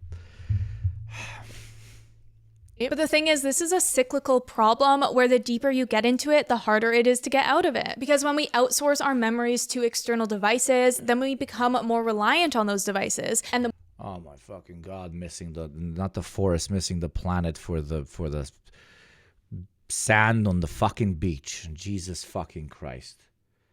Holy fucking shit. Oh my God. Impressive. Absolutely fucking impressive. Does this lady believe that, like, I don't know, there are some AI tech gods that are trying to get us addicted to tech just because it's tech? Because that's half of the pitch. Like, tech bad because tech makes us addicted to tech. Not current use of tech bad because it is turning us into consumption obsessive fucking sloths. It is removing any fucking agency of or material motivation towards this by any human being on planet Earth. And don't even get me started on removing any agency from the economic and political system in which one finds himself in. Like, she can literally say it is bad that Netflix immediately makes you want to watch another show, but she cannot answer why is Netflix trying to make you watch another show. It's not feeding into some matrix of Netflix. Netflix is not a tech god of his own that simply continues to exist the more shows you watch. No, motherfuckers, because it's going to make some money for some motherfuckers that would prefer you to be a couch potato Netflix watcher all day. I'm not throwing shade. I'm one very often. Like, seriously, many of these tools are okay in moderation. It's just the capitalism utterly maximizes our usage of them. That's the problem. That's what I'm trying to say, my friend. She brought up the slavery to corporate structures. That might be something at least. No, she's not. Dude, does it look like she is? Yeah, this is like liberal analysis, for example. You mentioned slavery. A liberal will analyze slavery and be like, slavery is bad because slavery fed slavery.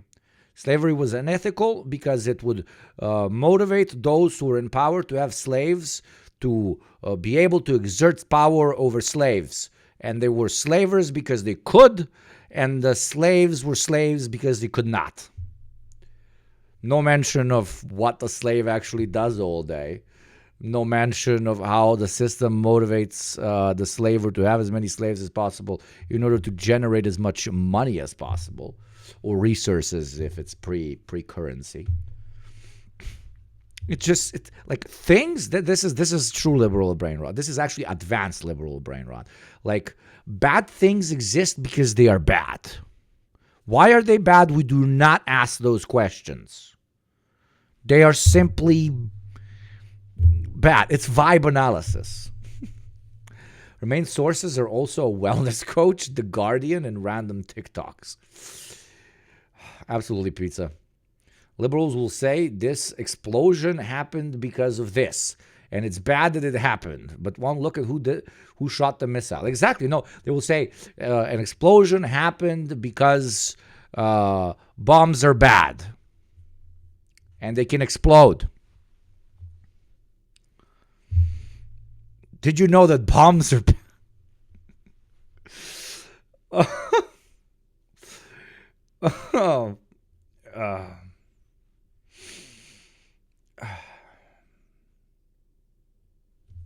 They are bad because of your biology and not corporal contradiction. Exactly. It's your fault, you stupid fucking organic fucking flesh demon. Your tech overlords are slowly overtaking you. You must fight Netflix. You must karate chop your TV. The TV is your enemy, not the maker of the TV. Huzzah!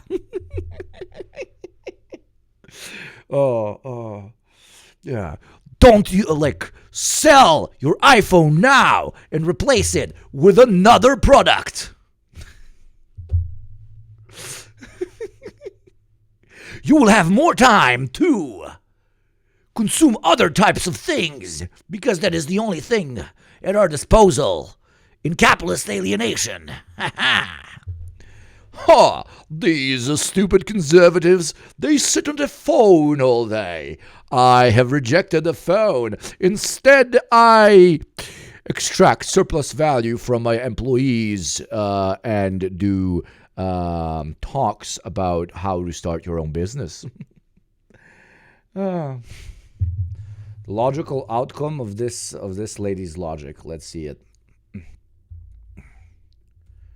The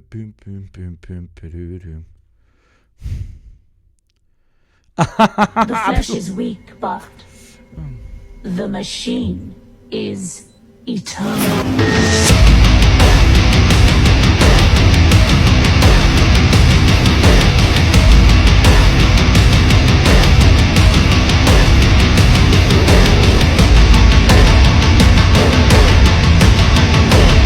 Absolutely. 100. No, they say explosive substances are bad, thus we should ban all potentially explosive substances. No more nuclear power plant, no more explosive chemicals.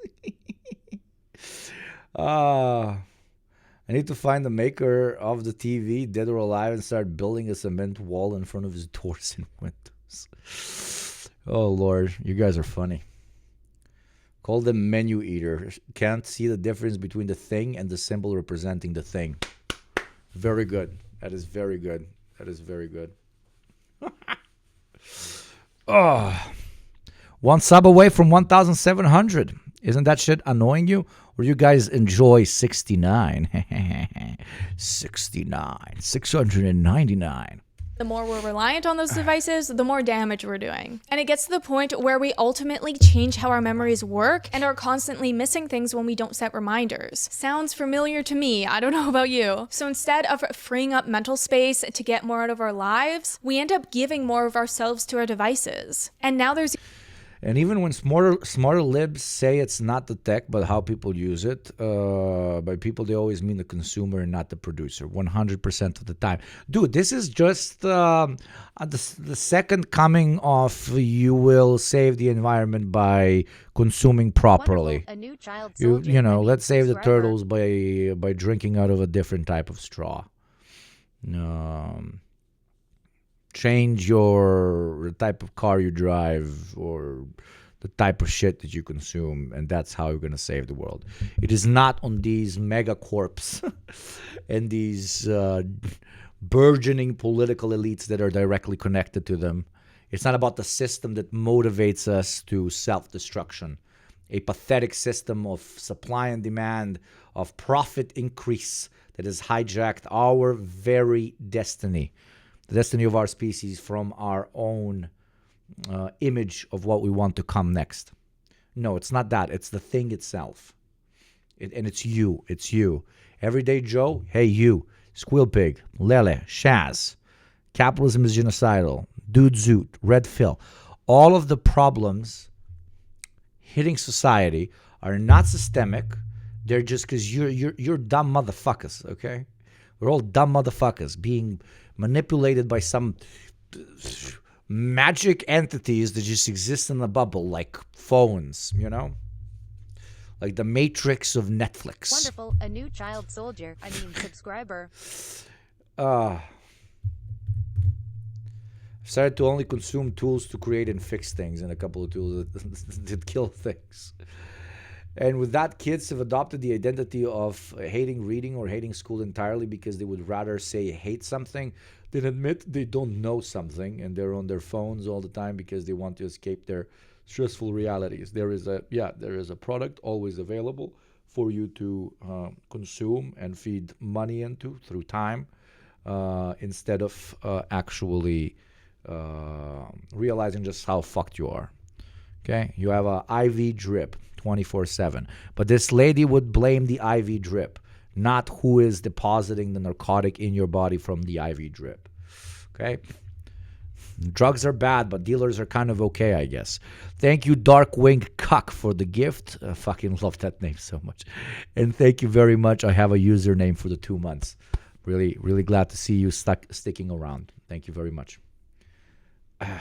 Even growing concern that this constant offloading of cognitive tasks may be contributing to the rise of dementia.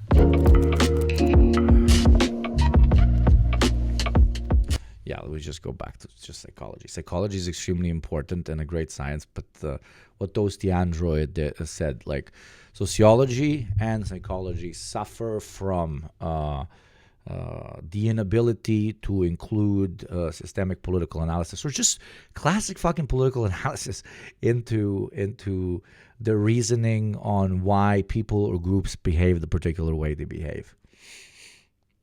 It's like studying humans inside of a glass vault, even though there's not a single human that lives in a glass vault. They live in society. Like, what does this contribute to?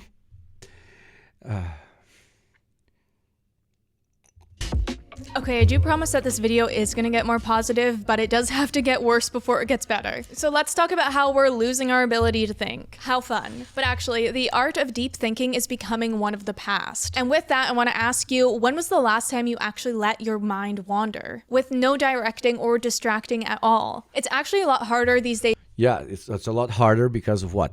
Okay, well, chat. What is she going to say? Why is it a lot harder to have a moment for yourself? Why is it a lot harder for you to be able to think about your connection to self, to truly touch that little feeling of being itself, of actually meditating? Why don't we have time to do that? I wonder. Is to do that because we live in a storm of mental stimulation with no breaks. If your mind is constantly running and you feel like you can't turn it off, there's that buzzing that never stops. I'm gonna tell you, you need to put the phone away. I know, doom scrolling feels so much better, and you know what happens when you put the phone away? You can hear the voices in your head. And who wants to do that? But like, what are the voices? And there you go. What are the voices in your head? Okay. So what are the voices in your head? What are they telling you? What is the phone abstracting you from? What? The same.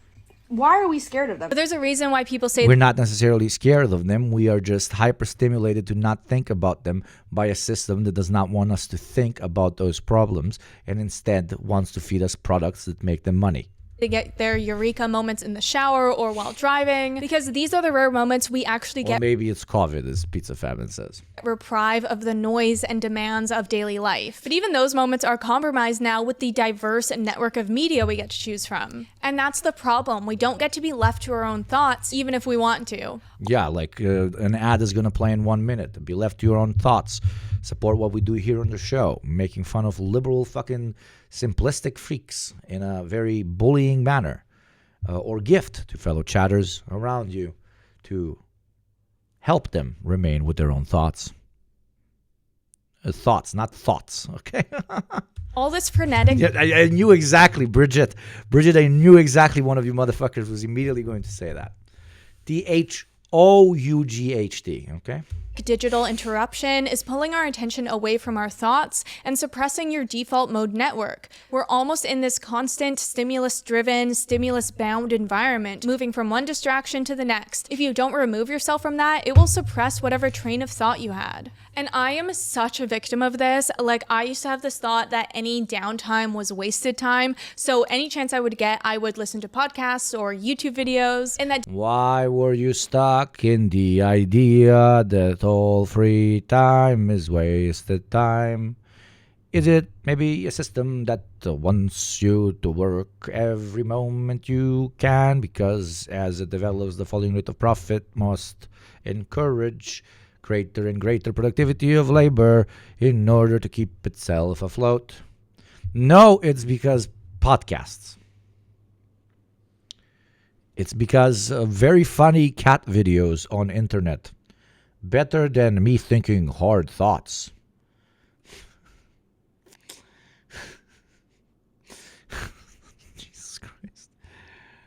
Did mostly come from a place of me being a stay-at-home mom and a YouTuber at the same time because my research time was so limited, so I felt like I had to optimize every free moment. But as I've learned, it is not a waste of time to slow down. In fact, there are so many benefits to letting your mind wander and giving yourself space to think deeply. If she makes it about starting a business or something, I swear to God, I'm going to lose my shit. The reason deep thinking is so important is that it allows us time for thoughtful reflection and analysis and to make connections that we otherwise would have missed. This all leads to increased creativity, critical thinking, and problem solving. Okay, she didn't fuck up that much. Because critical thinking, problem solving, and potentially, higher financial stability. I thought that's where she's going to go. Someone with the guilty pleasure of consuming self-help slop content. This is such self-help slot. Is it? Yeah. Johan Hari actually went. I don't know why I thought, I don't know, this content creator is like sophisticated, but whatever. On a 3-month technology detox to try and battle this. And what he had to say was, in that time, I felt more creative than I had since I was a child. Ideas started spinning out of my head. When I would get home and write them down, I realized I was having more creative ideas and making more connections in a single 3-hour walk than I usually had in a month. I started to let smaller moments of deep chat, really deep, right? Make all face. Very incredibly deep. Motherfucker wrote a book and somebody published this. Motherfucker was like, when I have a walk, it really helps for me to deep think versus when I just doom scroll. That is like bad. Sir, here you go. $10 million in a book deal. Oh.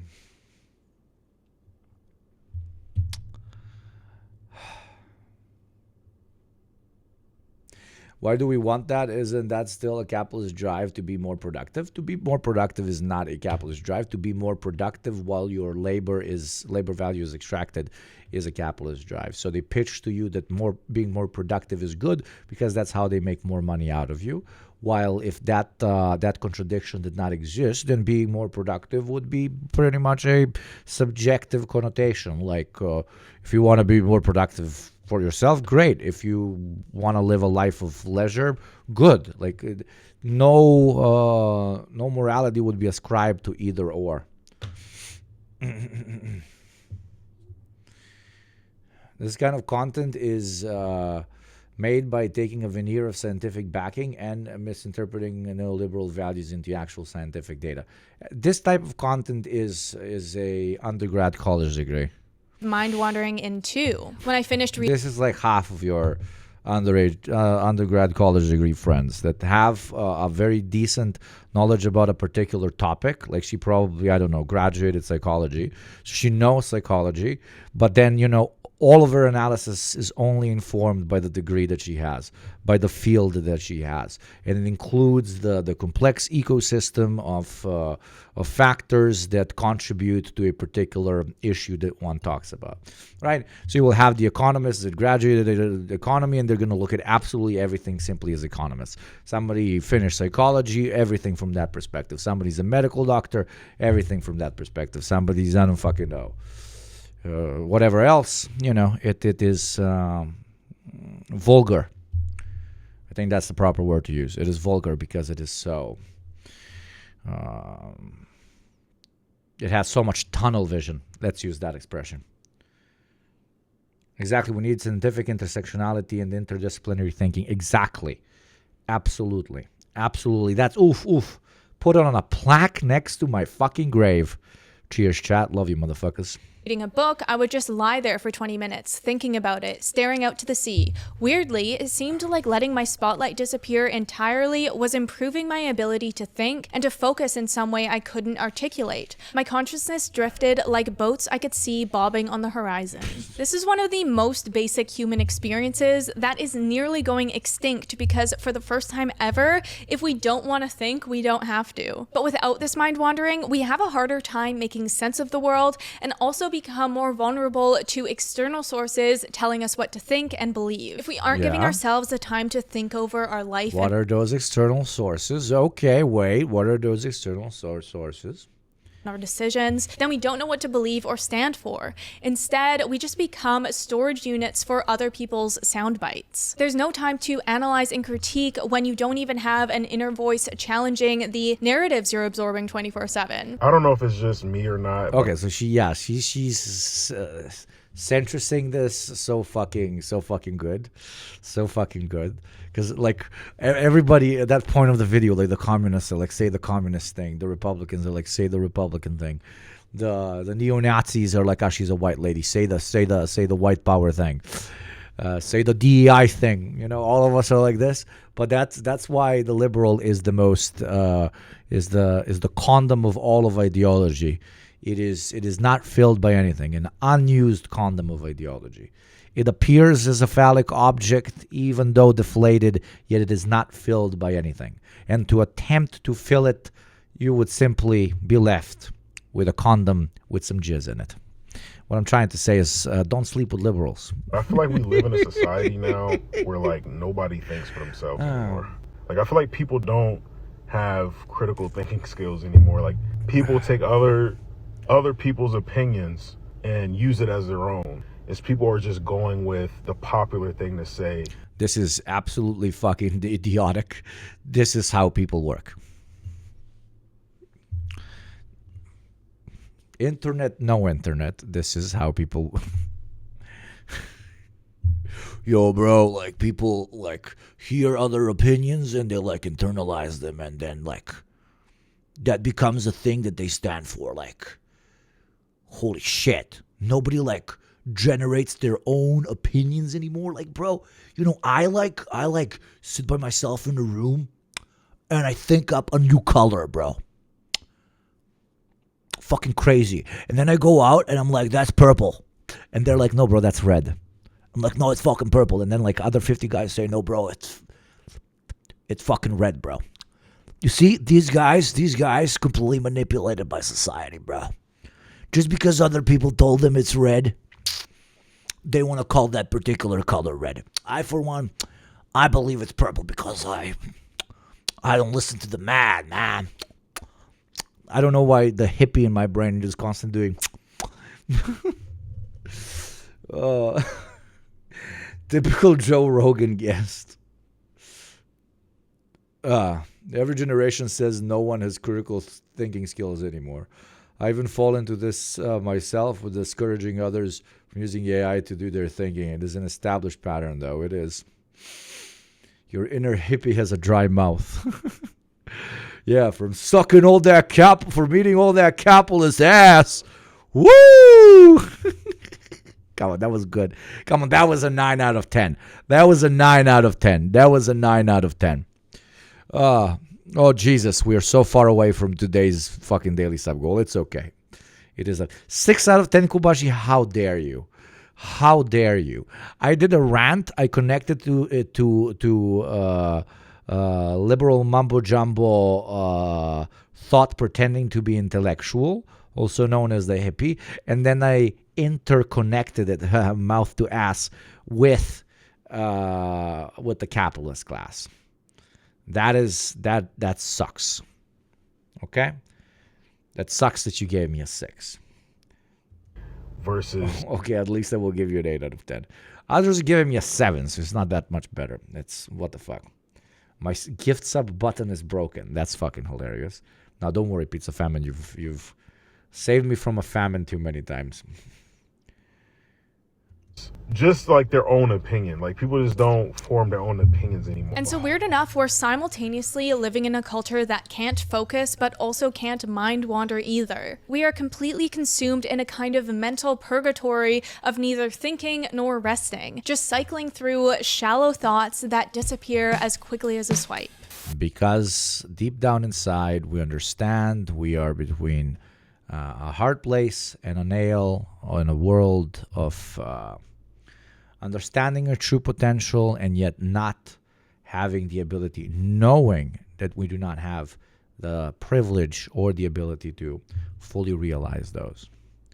We are stuck at the lower stages of the Maslow pyramid in perpetuity. For to exit it, we must either be very lucky or already born on top of it.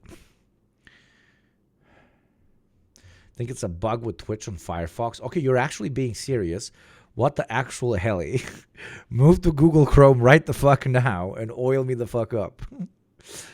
I'm kidding, man. Just enjoy your Firefox. She's been saying this for 10 minutes over and over. Is there somewhere else she's going with this? No, there isn't. Hello from my couch. So as I was researching for this video, I was determined to find solutions to all these problems, which we will get more into later. But specifically with the deep thinking issue, I was getting really frustrated with myself that I myself never let my brain have a break. And so at a certain point, I just went outside to lay in the grass to try and decompress a little bit. And I expected to be out there for only like 5 minutes, but it ended up being closer to 30 because I was actually really enjoying myself and enjoying not thinking, essentially. But it wasn't until later that night that I realized that I was actually kind of meditating. I'd heard of the benefits of meditation before, but was always kind of intimidated. Is this what you guys mean when you say white women? Because I was confused by that, because I'm in Eastern Europe, all women look like this, but is this what you guys mean when you say white women? Everybody's saying yes. Okay. Okay. I finally get it. I unironically finally get it.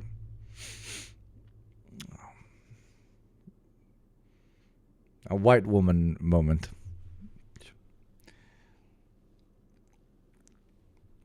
This is their final transformation. How the end of every sentence kind of goes up at the end, like she's some kind of fucking... Guys, I heard about this Oriental approach to coffee. So it's not coffee. They actually put some leaves in the thing. Apparently it's healthier. And it doesn't make you want to go poop as much. They call it tea or tea or... what is it? Yes, Jessica? Tea. Oh yeah, it's incredible. I discovered it. You want to buy some for me? Oh, pičku materinu. Try some chai tea.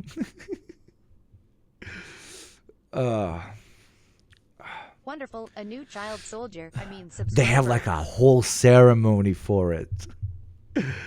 Sweet 17, baby. Hey, Hachira, thank you for painting the chat a little bit purple. Thank you very much for your support, my friend.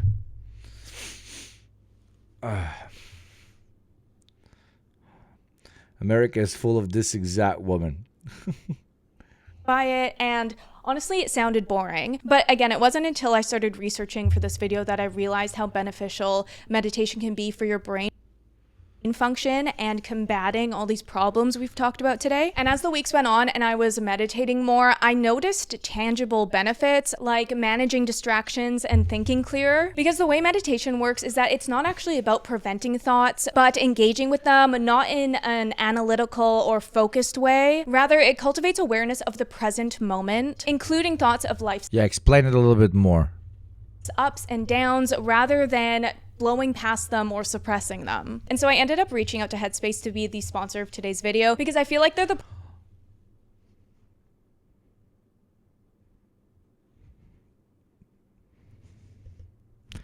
There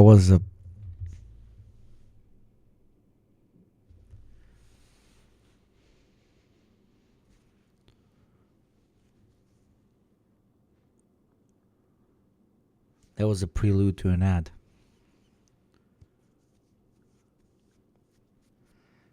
Toasty, how did you guess it? I didn't see when you called it.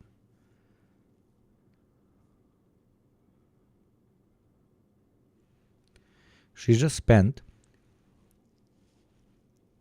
an entire video talking about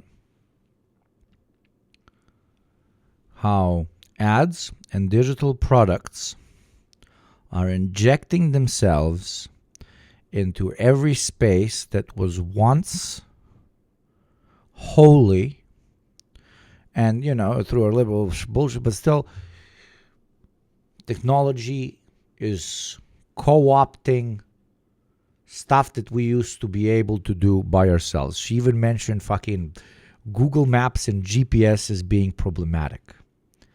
Is she about to pitch an app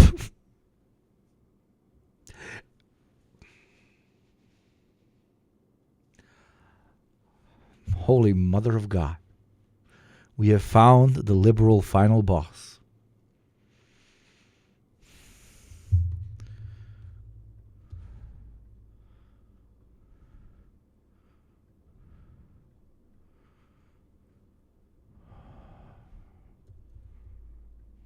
You know exactly what I'm doing.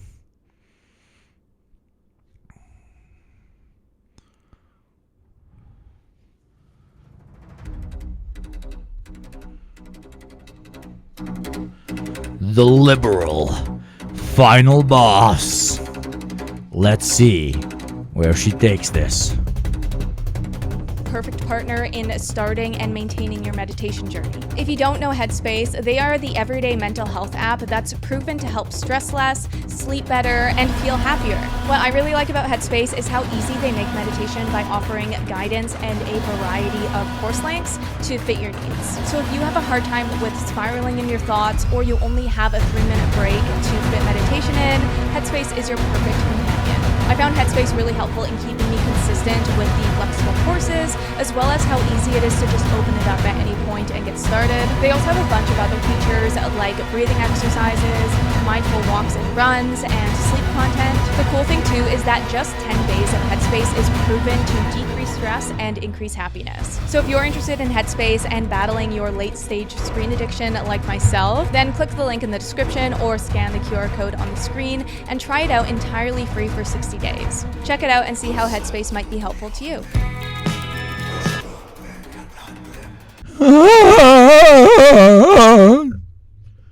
I've never been more afraid in my life.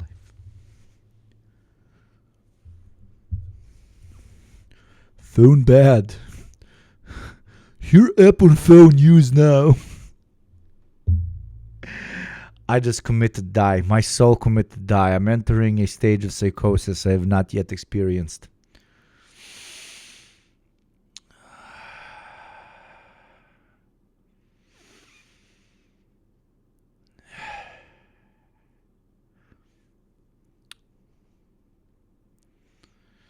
Person with complete lack of self-awareness making a video about having no self-awareness. No way you just did the... What did I do?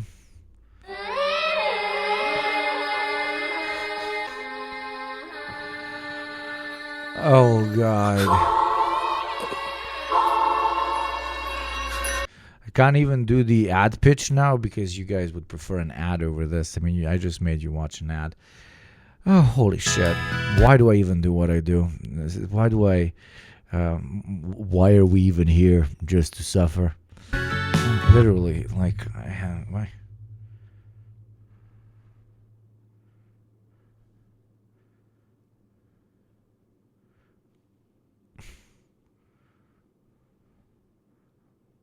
I have it on my playlist. I mean, Why are we still here?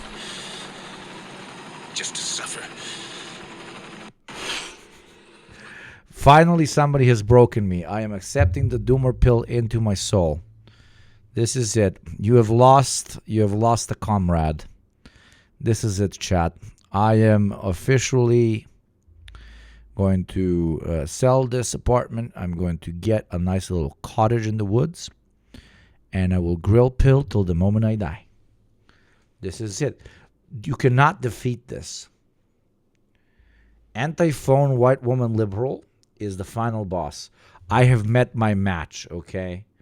A real man knows when to give up. Knows when they have been defeated.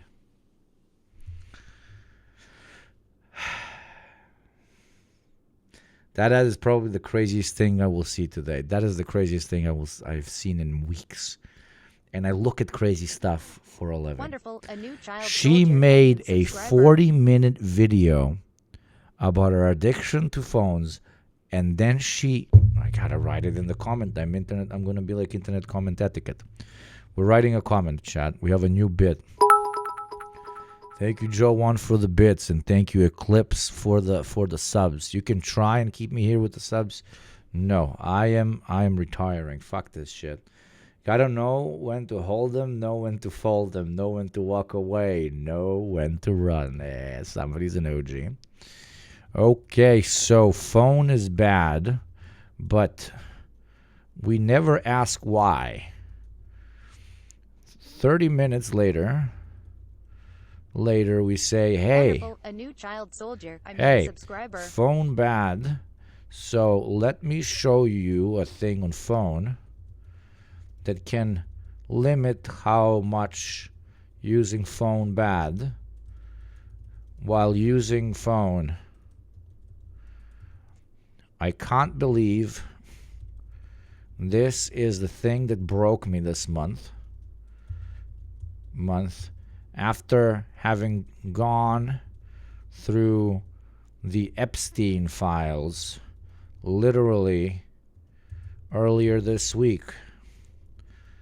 What I am saying is that you freaked me out more than a bunch of rich people doing things to the buttholes of children.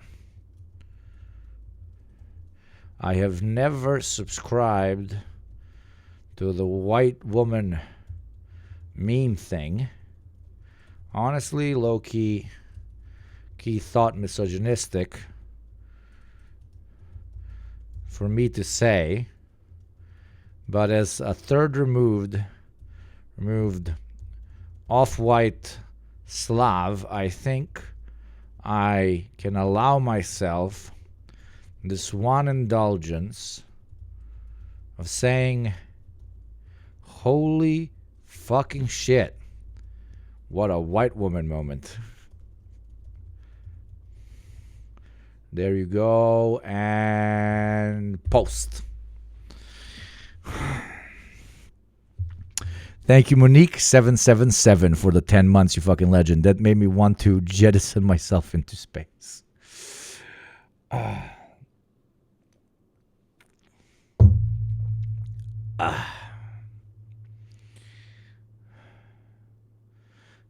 No thoughts, no problem. There's an app for that, is the pitch. And she literally pitches us that app. Okay, so phone is bad, but we never ask why. 30 minutes later, we say, hey, phone bad. So let me show you a thing on phone that can limit how much using phone bad while using phone. I can't believe this is the thing that broke me this month after having gone through the Epstein files literally earlier this week. What I am saying is that you freaked me out more than a bunch of rich people doing things to the buttholes of children. I have never subscribed to the white woman meme thing. Honestly, low-key thought misogynistic for me to say, but as a third removed off-white Slav, I think I can allow myself this one indulgence of saying, holy fucking shit, what a white woman moment. Do not brigade, don't post anything. No, please, no. No, don't do any of that stuff. I love you guys, don't do that. Yeah, thank you, Toasty, for saying that. Yeah, we're not those types of... She's probably a lovely, normal human being. I was just baffled that, like, she wrote this, she edited this probably for like 20 fucking hours. She rewatched this probably like 10 times, and that didn't click even once. That did not click even once.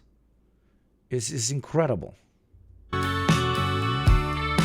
Finally, we've arrived at my favorite part of the video, actionable steps. I find that so often these conversations on screen addiction end on the most unmotivational shoulder shrug note of, well, here we are and we don't know what to do. Eddie Burbach's video on his phone addiction is as apolitical as hell, but at least it's fun and wholesome. Oh my God, what is happening with my Chitterino, bro? What is happening with my Chitterino, brother? Basically everything that I'm algorithmically served are constantly placing people online into in-groups and out-groups. Like, if you disagree about a White Lotus episode in person, you're just hearing another perspective. But when a group of people have a different opinion on Twitter, it feels like large swaths of strangers are not like you over a micro-diversion of an opinion about a show from Ned Schneebly. You shut up! Shut up!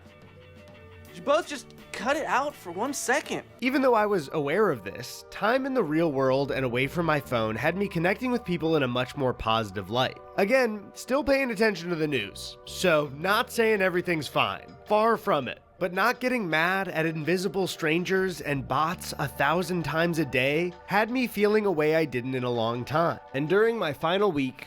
Yeah, sure, you got rid of that one. Yeah, I remember this video. I think I watched it. Cut it out, want the white woman back. Okay, we're back. Sorry, chat, we're back. Do about it. But I was determined to not let this video end like that. So Do you want that to be a new bit? Every time we watch a video, we have to comment on it. Do you think that would be a fun bit? Every time we watch a video, even if we like it. If we like it, we post something like wholesome. If we don't like it, we lose our mind. I left a huge chunk at the end here to talk about actionable steps that actually work. Because The destruction of capitalism until the last one. We will scour the lands, the forests, and the dungeons. They will litter the... No, I can't. TOS, wait. I got too excited. No. I'm gonna get myself banned because of a white woman. God forbid.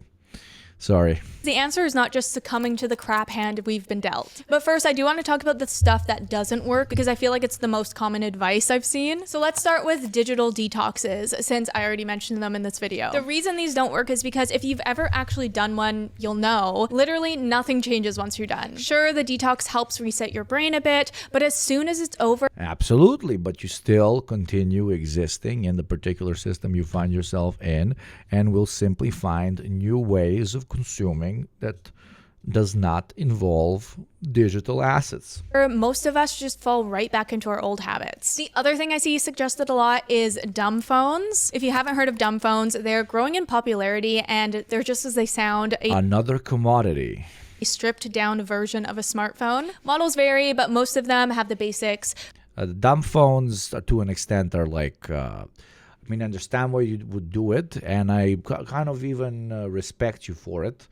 You know, this particular commodity you don't fuck with, which is being online all the time, so you get rid of it. Okay, that's perfectly fair. But don't extrapolate that as a solution to this problem. When you start talking about this as a solution to everything, then you're basically the freak that's like, ooh, we must stop using plastic straws. They're very bad.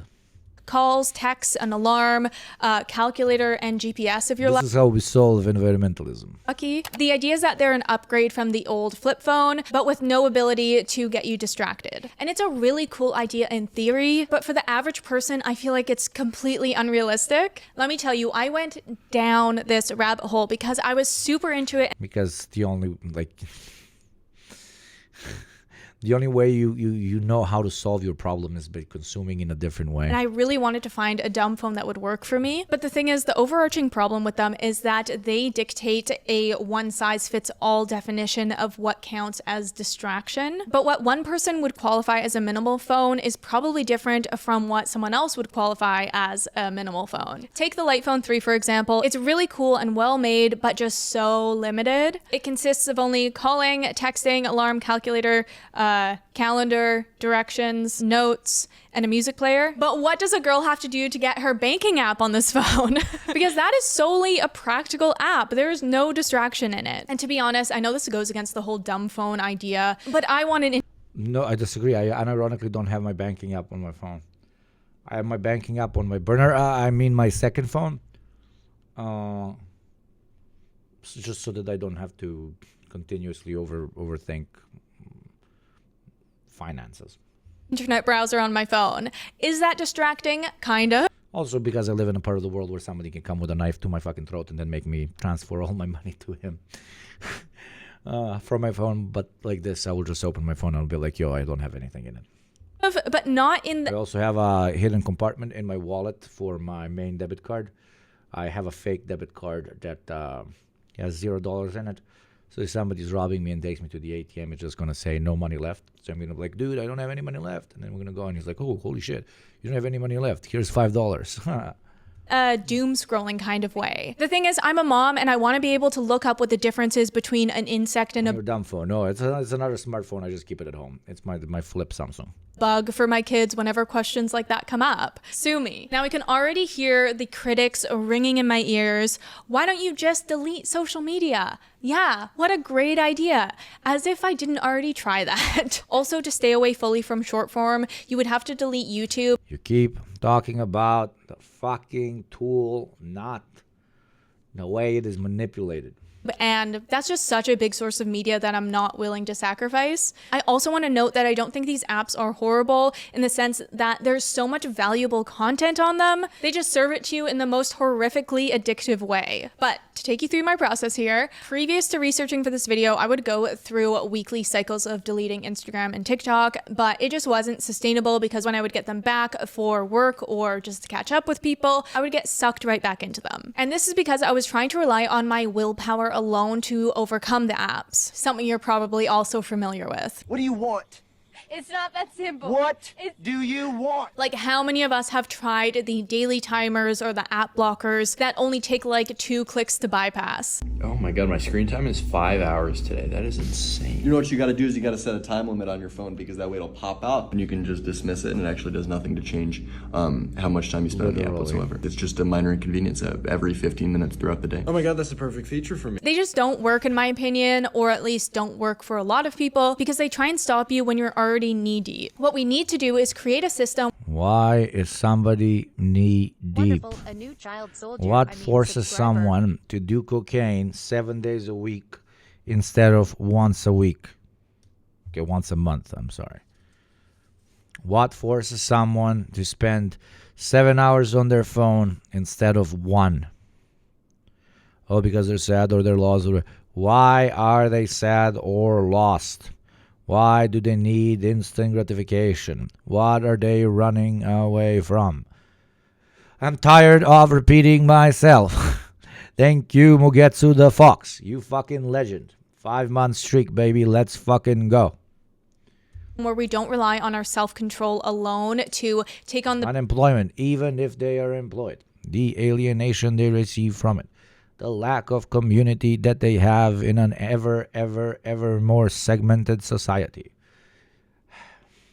Power of 1,000 suns worth of engineers manipulating our brains. So finally, here's what I've been doing and what's been working really well for me. First of all, turn off basically all notifications on your phone. We need to decrease the amount of times our phones are crying for our attention, and one way to do that is by only letting it tell us about urgent things. For me, that means only leaving on my calls, messages, and email notifications. Nothing else is really that pressing, and everything else that isn't come to Brazil. I will one day, 100%. important, I will eventually get to it on my Yeah, this is okay advice. own, like my YouTube studio. I don't need to be told about the comments coming in because I know I'm going to go on the app and check it anyway when I have the time. But this also goes for all social media apps. Like, there's literally no reason for them to be sending me notifications. Along with that, turn off all the red badges. I honestly think that they mean nothing. Like, again, if it's something important, chances are I'm going to open the app anyway. And I don't need Gmail showing me that I have 4,000 emails that I haven't opened. That's way too stressful to look at, and I'm choosing ignorance instead. Sites foster a sort of distracted lingering, partially by lumping multiple services together.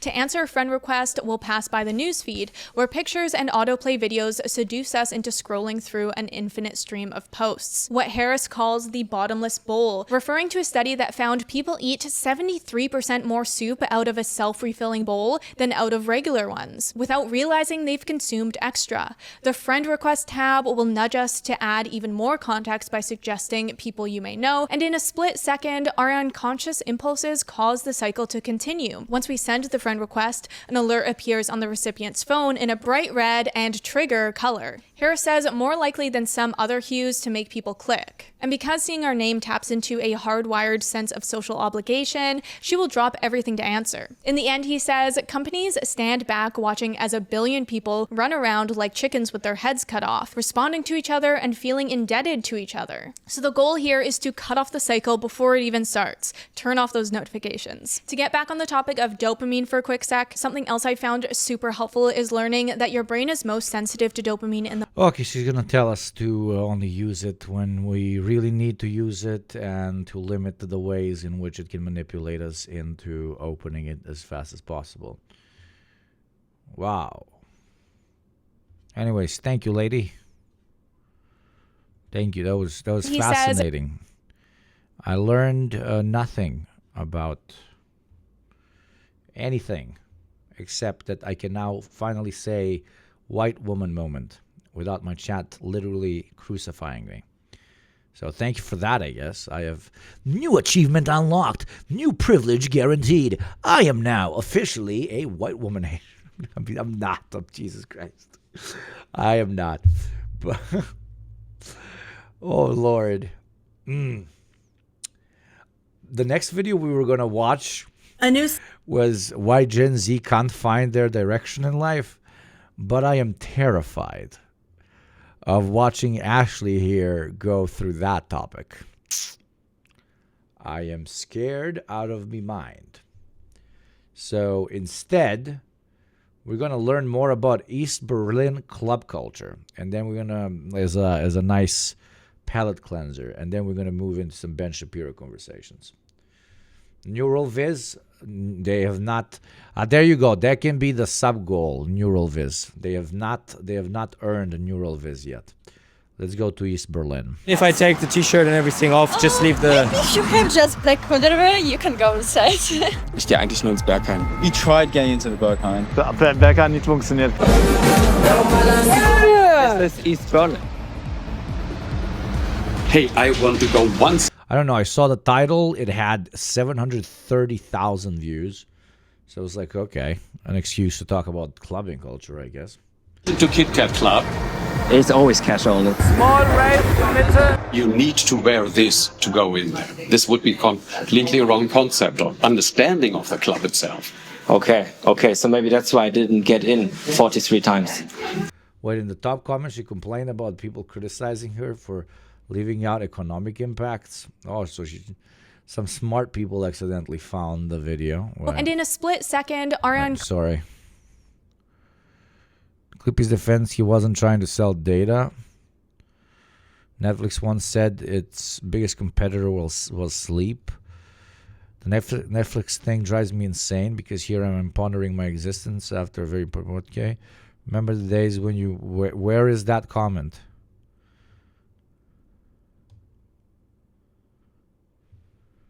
Where's that comment, chat? What comment are you talking about?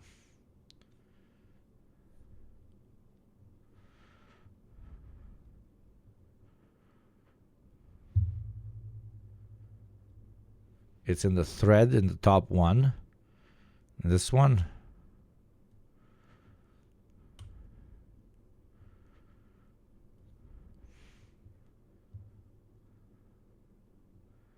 Her other video, and the Gen Z video, but we ain't watching that one. A new study. Hey guys, I've seen a few of you mention the economic aspect of the conversation was left out of the video. I want to reinforce that it's not because it isn't a huge part of the problem. Like I said in the final thoughts, I've talked about how the system has screwed over Gen Z in many videos already, and I will link them here for you to watch. It was just a conversation. I think we watched one of those videos, and I think half of you chat were screaming at me to stop watching because it's too libbed up. If I take the T-shirt and everything off, just leave the Berghain. Small race emitter. You need to wear this to go in there. This would be completely wrong concept or understanding of the club itself. Okay. When a subculture becomes so big, it becomes mainstream culture. I love that concept. Okay, so maybe that's why I didn't get in 43 times. I know this summer a lot of you are planning to crash a gluten-free Airbnb in Berlin.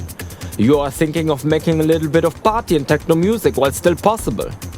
You have heard that Berlin's culture is on life support because investment firms are nibbling it like fat pigeon. Watergate and... Who else is trying to clean off that hole on their screen? Mühle have already closed. But don't come. Wait until all of this is married hotels and R&B clubs. Today, I will do quick tour guide of UNESCO Techno City Island, a small, ultra-progressive financial sinkhole, East Berlin. We need more Marriott hotels there, brother. Close down them clubs. We need more McDonald's. We need more. We need Cracker Barrel. Na, Schatzi? Quick. Can you imagine how many goddamn Cracker Barrels you can put in one Berghain? Oh my God, brother. Sightseeing tour. Berghain, Tresor, Warschauer Brücke. Oh, hi. Oh, it's so, like, Jesus Christ. Berlin rave culture is so, not just rave culture, club culture is so big that even a random fucking Balkan guy immediately recognizes all the names of those particular places. Crazy. Schön, dich zu sehen.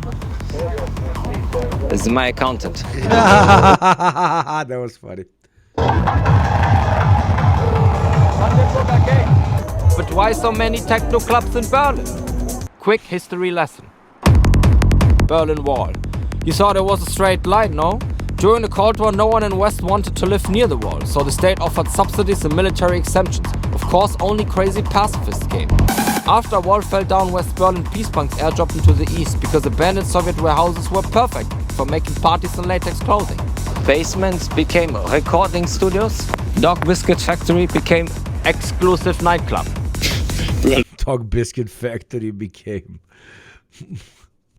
Oh, imagine there's ghosts of I don't know, some worker that made biscuits that slipped and died there, and the ghost forever lives there, and he's like, oh my God, this is going to be such a boring place to live in forever. And then all of a sudden they open a club and there's 300 people just having fucking mad orgies in there, and he's like, okay, being dead might not be so bad. It is a place to be, always has been. How to party. Your first step is pre-warm-up in M10 Stadtbahn. Quick gentrify the neighborhood. In this case, it wasn't gentrification because they literally went in and basically squatted everything. Because if they didn't squat it, an argument can be made that the West Berlin capitalist government would just give it to, massive corporations to basically co-opt the factories. So by taking those places, they turn them into, rave places for the community and so on, instead of just, I don't know, some shoe factory number 755. Then you go to your local neighborhood bridge for a rave. Rave under bridge. Then you befriend a Telegram admin to find a more exclusive rave. Where's everybody? Then we go for some You can't just call it a rave. Like, you can't call 30 people somewhere with music playing a rave. I feel that's... What? That's just hanging out with your 20 bros? Vibes in So about... what, my birthday was a rave? What? No, it was just my fucking birthday. Blank. Then we go to Lokschuppen. It's modern art gallery. Yeah. Just for dinner. But the party doesn't begin until 2 a.m. when we go to Berghain. This is Berghain, statistically harder to get into than Stanford. 40-meter high concrete so thick it cancels the student loan anxiety. What about the clothes? I think they need to wear black. Something tells me black. Recommended to wear clothes, yes. But we get rejected from Berghain, so we go into Plan B in Carter. But we also get rejected from Carter, so we go to club right next to it, Holzmarkt. Water, eat before you go. Yeah, eat before you go is such a good tip. And take cash. Yeah. Actually facts, yeah. After the after party, we go to after party at RSO. Now you'd need a resident advisor ticket because identified patient is playing. Then at 4 a.m., quick rave. My guy literally just walked across town, didn't get let in absolutely everywhere. What a great night out. But when he flies back home, he's like, man, Berlin was sick as fuck, dude. It was sick as fuck, man. At somebody's front garden.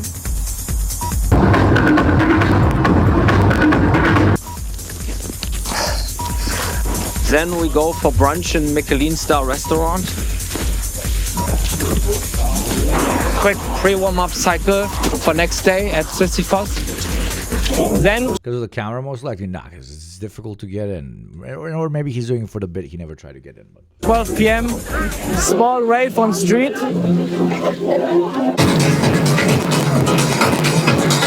The fucking Adidas back on his ass is fucking wild. 72-hour club marathon is essential for East Berlin GDP. But the local techno economy is not profitable. Every year, tourism is increasingly paying for the Lautsprecher biz.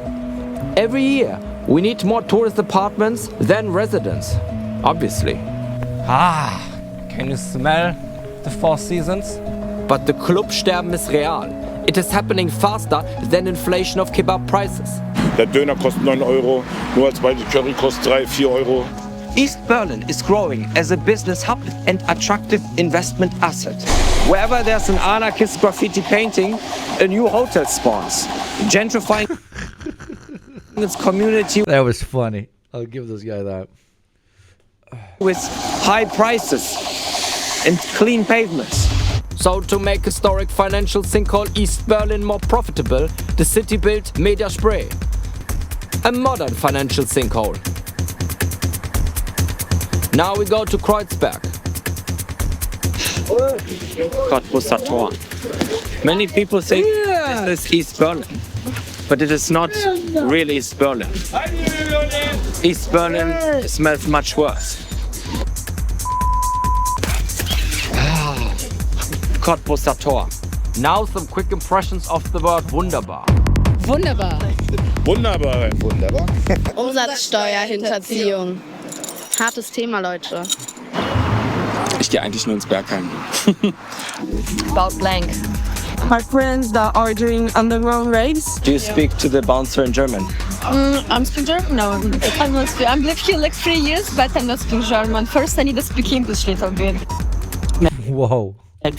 Makes sense. So it's only network. Everyone is so open to newcomers. It looks different than like other cities, because in other cities everyone just dresses kind of the same, basically. But okay, but if you're only dressing different just to dress different, that loses the whole point. To be yourself, maybe that there isn't. And like in, say, London, you get heckled on the tube and stuff. Die sehen halt auch wirklich, ob du diesen Vibe halt hast, ob du das halt auch wirklich lebst. Und ich glaube, das Schwierige ist halt für die Leute, die halt mal reingehen wollen und das vielleicht nicht so im privaten Leben, sage ich mal, da passen die halt auch einfach auf. We tried getting into the Berghain. But that's very exclusive. Yeah. And because it's so famous club and inside it's amazing. Are you getting in Berghain every time? Sometimes. Ich habe eine Frage, wie komme ich in Sisyphos rein? What the? Berghain nicht funktioniert. Guck mal, mein Outfit. Karte auch nicht. Auch nicht. Oh my god, I wouldn't let you in a fucking Berghain. What the fuck, my guy? My guy out here with a fucking outfit from level 1 in GTA, dude. Nicht, nee. Oh, heute. Keine Ahnung, Digga. Ich sehe so schlecht aus. No, you look perfectly fine, my friend, but not from fucking Berghain. What the fuck? But I didn't want to be just wunderbar like everyone. I wanted to be more wunderbar. I wanted to be the... Jesus, that guy is trying so fucking hard. It's fucking incredible. Holy shit. I didn't want to be just it kind of low-key fucking rocks, but like... When it looks like it's trying so hard, nothing rocks. Wunderbar like everyone. I wanted to be more wunderbar. I wanted to be the wunderbarest. Kicker. But Kit Kats is more like more sexy outfits. Yeah. Need like special dress codes. But if I take the t-shirt and everything off, just leave the... If you have just black whatever, you can go inside. You think they will let me in? Yeah. Maybe. I'm actually not sure. They say if you want to go into Kit Kat Club, you need professional help. So I went to my local... Oh, you gotta love capitalism. So there's immediately a store that is hyper-focused on giving you an outfit for the type of club you want to go in. What even are Germans? I agree. It is not more sexy outfits at a sex club. Absolutely wild. said at the door of Kit Kat Club that you need to wear this to go in there. This would be completely wrong concept of understanding of the club itself. A red field. This is not representative of Germany. Think it over and say, hey, I'm there for the party. I am the center of the universe. I like this. My brother got into Kit Kat this year. Good for him. I hope you use a different spoon when you eat. I'm kidding. No. That's nice. In the center of the universe. This is probably my favorite one. 240 euros. Do you have something for 11 to 12?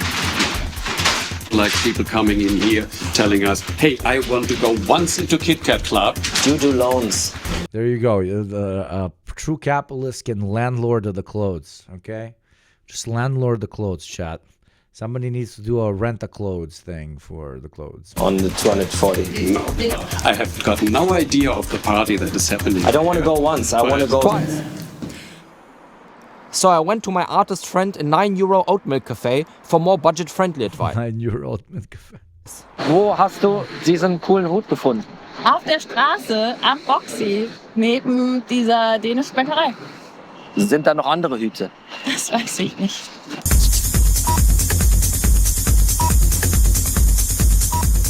First, pre-warm-up in my favorite public toilet. It's the Toiletten. Let's see. I usually come every Saturday. Okay. Let's see the... So, have you heard about the party before? I just know about the Nata. Okay. The one of the DJs, yeah. Okay. Yeah. Okay. As I was about to be let in... Hey, come on. Did that really work, dropping the fucking DJ's name, man? Slenderman club blocked me, completely destroying the made-up story I told the bouncer in. Who cares? Everybody knows Berlin's biggest parties happen in between U8 stops.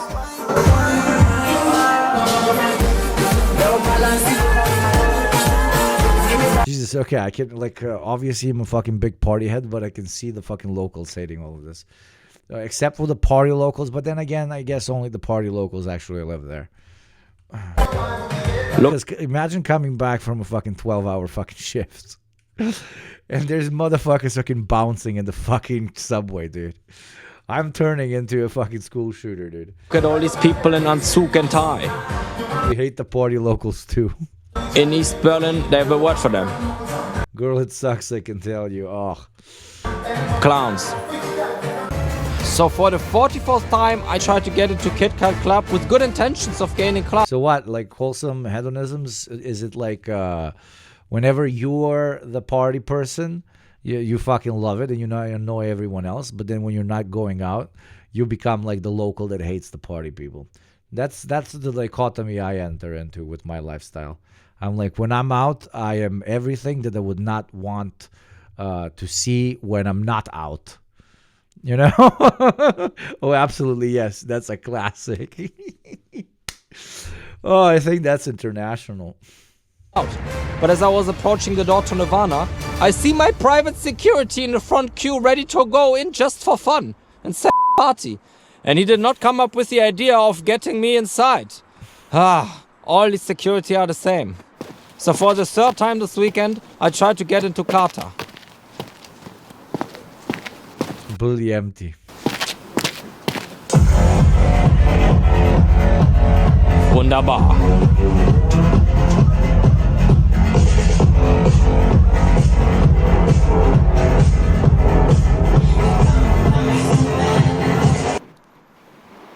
It will be a fancy office space soon. Religion is... Oh, that was a great way to end it. Wow. If I take the t-shirt and everything off. Gentrification is crazy, dude. Gentrification is crazy. What does it say on the thing? Dear future neighbors, please keep in mind this corner has been dedicated to culture, music, and arts for many years. The sound belongs to this area and should be taken into account before buying and renting spaces here. I mean, that's fair. That's fair. That's a decent anti-gentrification place, but it will be a fancy office space soon. Some murders at the end. They're not slaps. It will be missed. Is this where it was?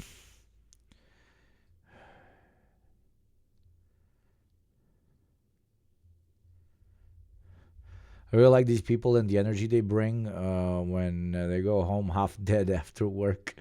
Yeah. Dude, the worst thing you can see coming back home at 6 a.m. is some motherfucker jogging at 6 a.m. Motherfucker. Every time. You're like, I literally get violent. Oh. You hear the birds. The world is fucking spinning. You're convincing your bro that it wasn't meant to be with the girl he was trying to hook up with or whatever. And then the motherfucker just jogs by.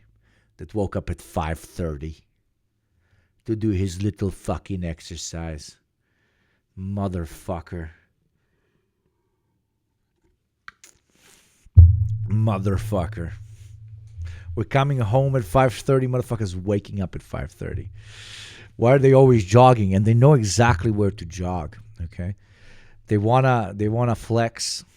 They wanna reconfirm to themselves that they have chosen the correct lifestyle.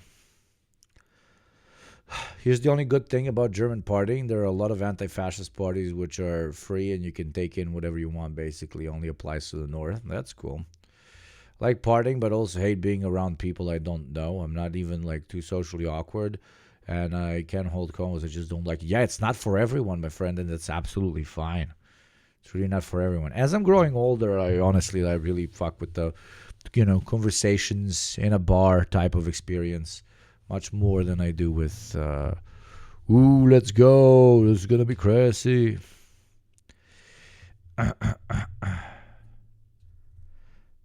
They can have a little aura farming as a treat. Yeah. I still really enjoy a good rave or two. But the more like classic clubs where we're all just standing there with bottles and like fucking flexing on each other, I don't think I've done that in like a year. I mean, I've done that a few times because I was invited to a birthday here and there. But that just like, I am so past that. There was like what you do when you're a fucking, I don't know, fucking 23-year-old or 22-year-old in the fucking university or some shit. I'd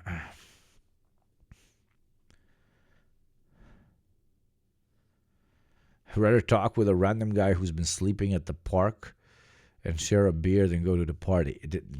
You do a combination. The amount of times I've like the club closes or the bar closes and I'm with a bunch of usually Russians or Ukrainians. Those people can drink till, I don't know, the next fucking month. And they're like, yo, bro, like, we can't go home now. What the fuck? It is too early. It is only 4 a.m. I don't even have a buzz in. And then you go to the local 24-hour alcohol shop. You get a couple of bottles and you go to the fucking park. And then the local homeless dudes confuse you for one of them, which is perfectly fine because they're usually very cool. And they come in and you have conversations with them. You just got to make sure, to like kind of, you got to have a good eye to clock it so that it's, a chill dude, not a dude that's already on like 2 bottles or some shit. Because I've had unfortunate experiences. And then they come and you talk about life. The worst, the craziest conversation I've ever had was when this guy that's working security at a construction site, who used to be a professor during the socialist era, but was immediately fired because of his very strong belief system, and ended up being basically security for the rest of his life, which rendered him homeless at some point.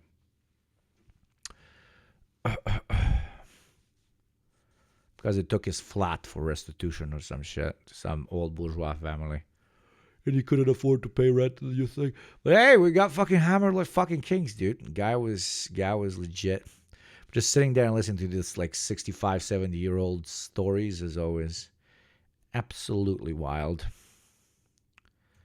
Absolutely wild. There's a Serbian homeless guy I talk with every day when I bring my dog on a walk. We usually share a smoke. He rants about how much he hates Trump and wishes he could just drink in peace. That's legendary. Send him greetings from a fellow Balkanid. I remember walking home from the bar at like 2 a.m. and my neighbor was just out grilling some dogs. And gave me one. What? You misspelled, I hope? He was grilling dogs and he gave you one? And a swig from his father. Hot dogs. Oh, Jesus Christ. Holy shit. I glitched out for a second. I love you, Cable. Oh, man. That pupper sure looks good, brother.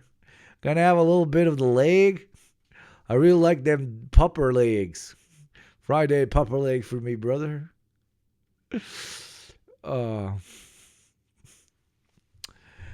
Legendary. Okay, chat. This week, I hope you're proud of me. I streamed Tuesday, Wednesday, Thursday, Saturday, and Sunday. That's 5 streams. Usually stream 3 times a week. This time we did 5. I talked to Toasty. I want to do 4 a week at least. 5 was too much. 3 is too little. 5 is very good. I hope you're proud of me. I am proud of me. Today's stream was fun. I don't know. It's Sunday night, so you probably can't go out, but it's an interesting idea. You fueled my horrible sleep schedule thanks to being sick. Oh, go drink some more for celebration. No. That one is good. Friday was crazy, and last week my birthday was unhinged. Oh. Stalker 2, it hasn't come out. Why did you fuckers lie to me? It comes out on the 10th. The 10th month. It's not on, what do you call it? It's not on PlayStation yet. I'm going out. Fucking legend, Sandro. Enjoy it. As always, thank you very much to everyone who subscribed. Genuinely, you're the fuel of the show. Thank you to everyone who followed. If you're here and you haven't, it's literally a click of a button and it means a lot for the show. Join all the socials. Thank you to the mods as always. You guys are very good peacekeepers in the most wholesome of ways. And I will see you next week. Look out for the schedule over on the Discord. Okay? I need to go rest up now after that insane fucking hike.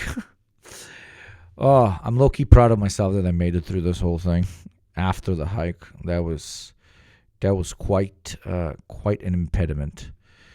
So yeah, have a good one. Many kisses. Mwah, mwah.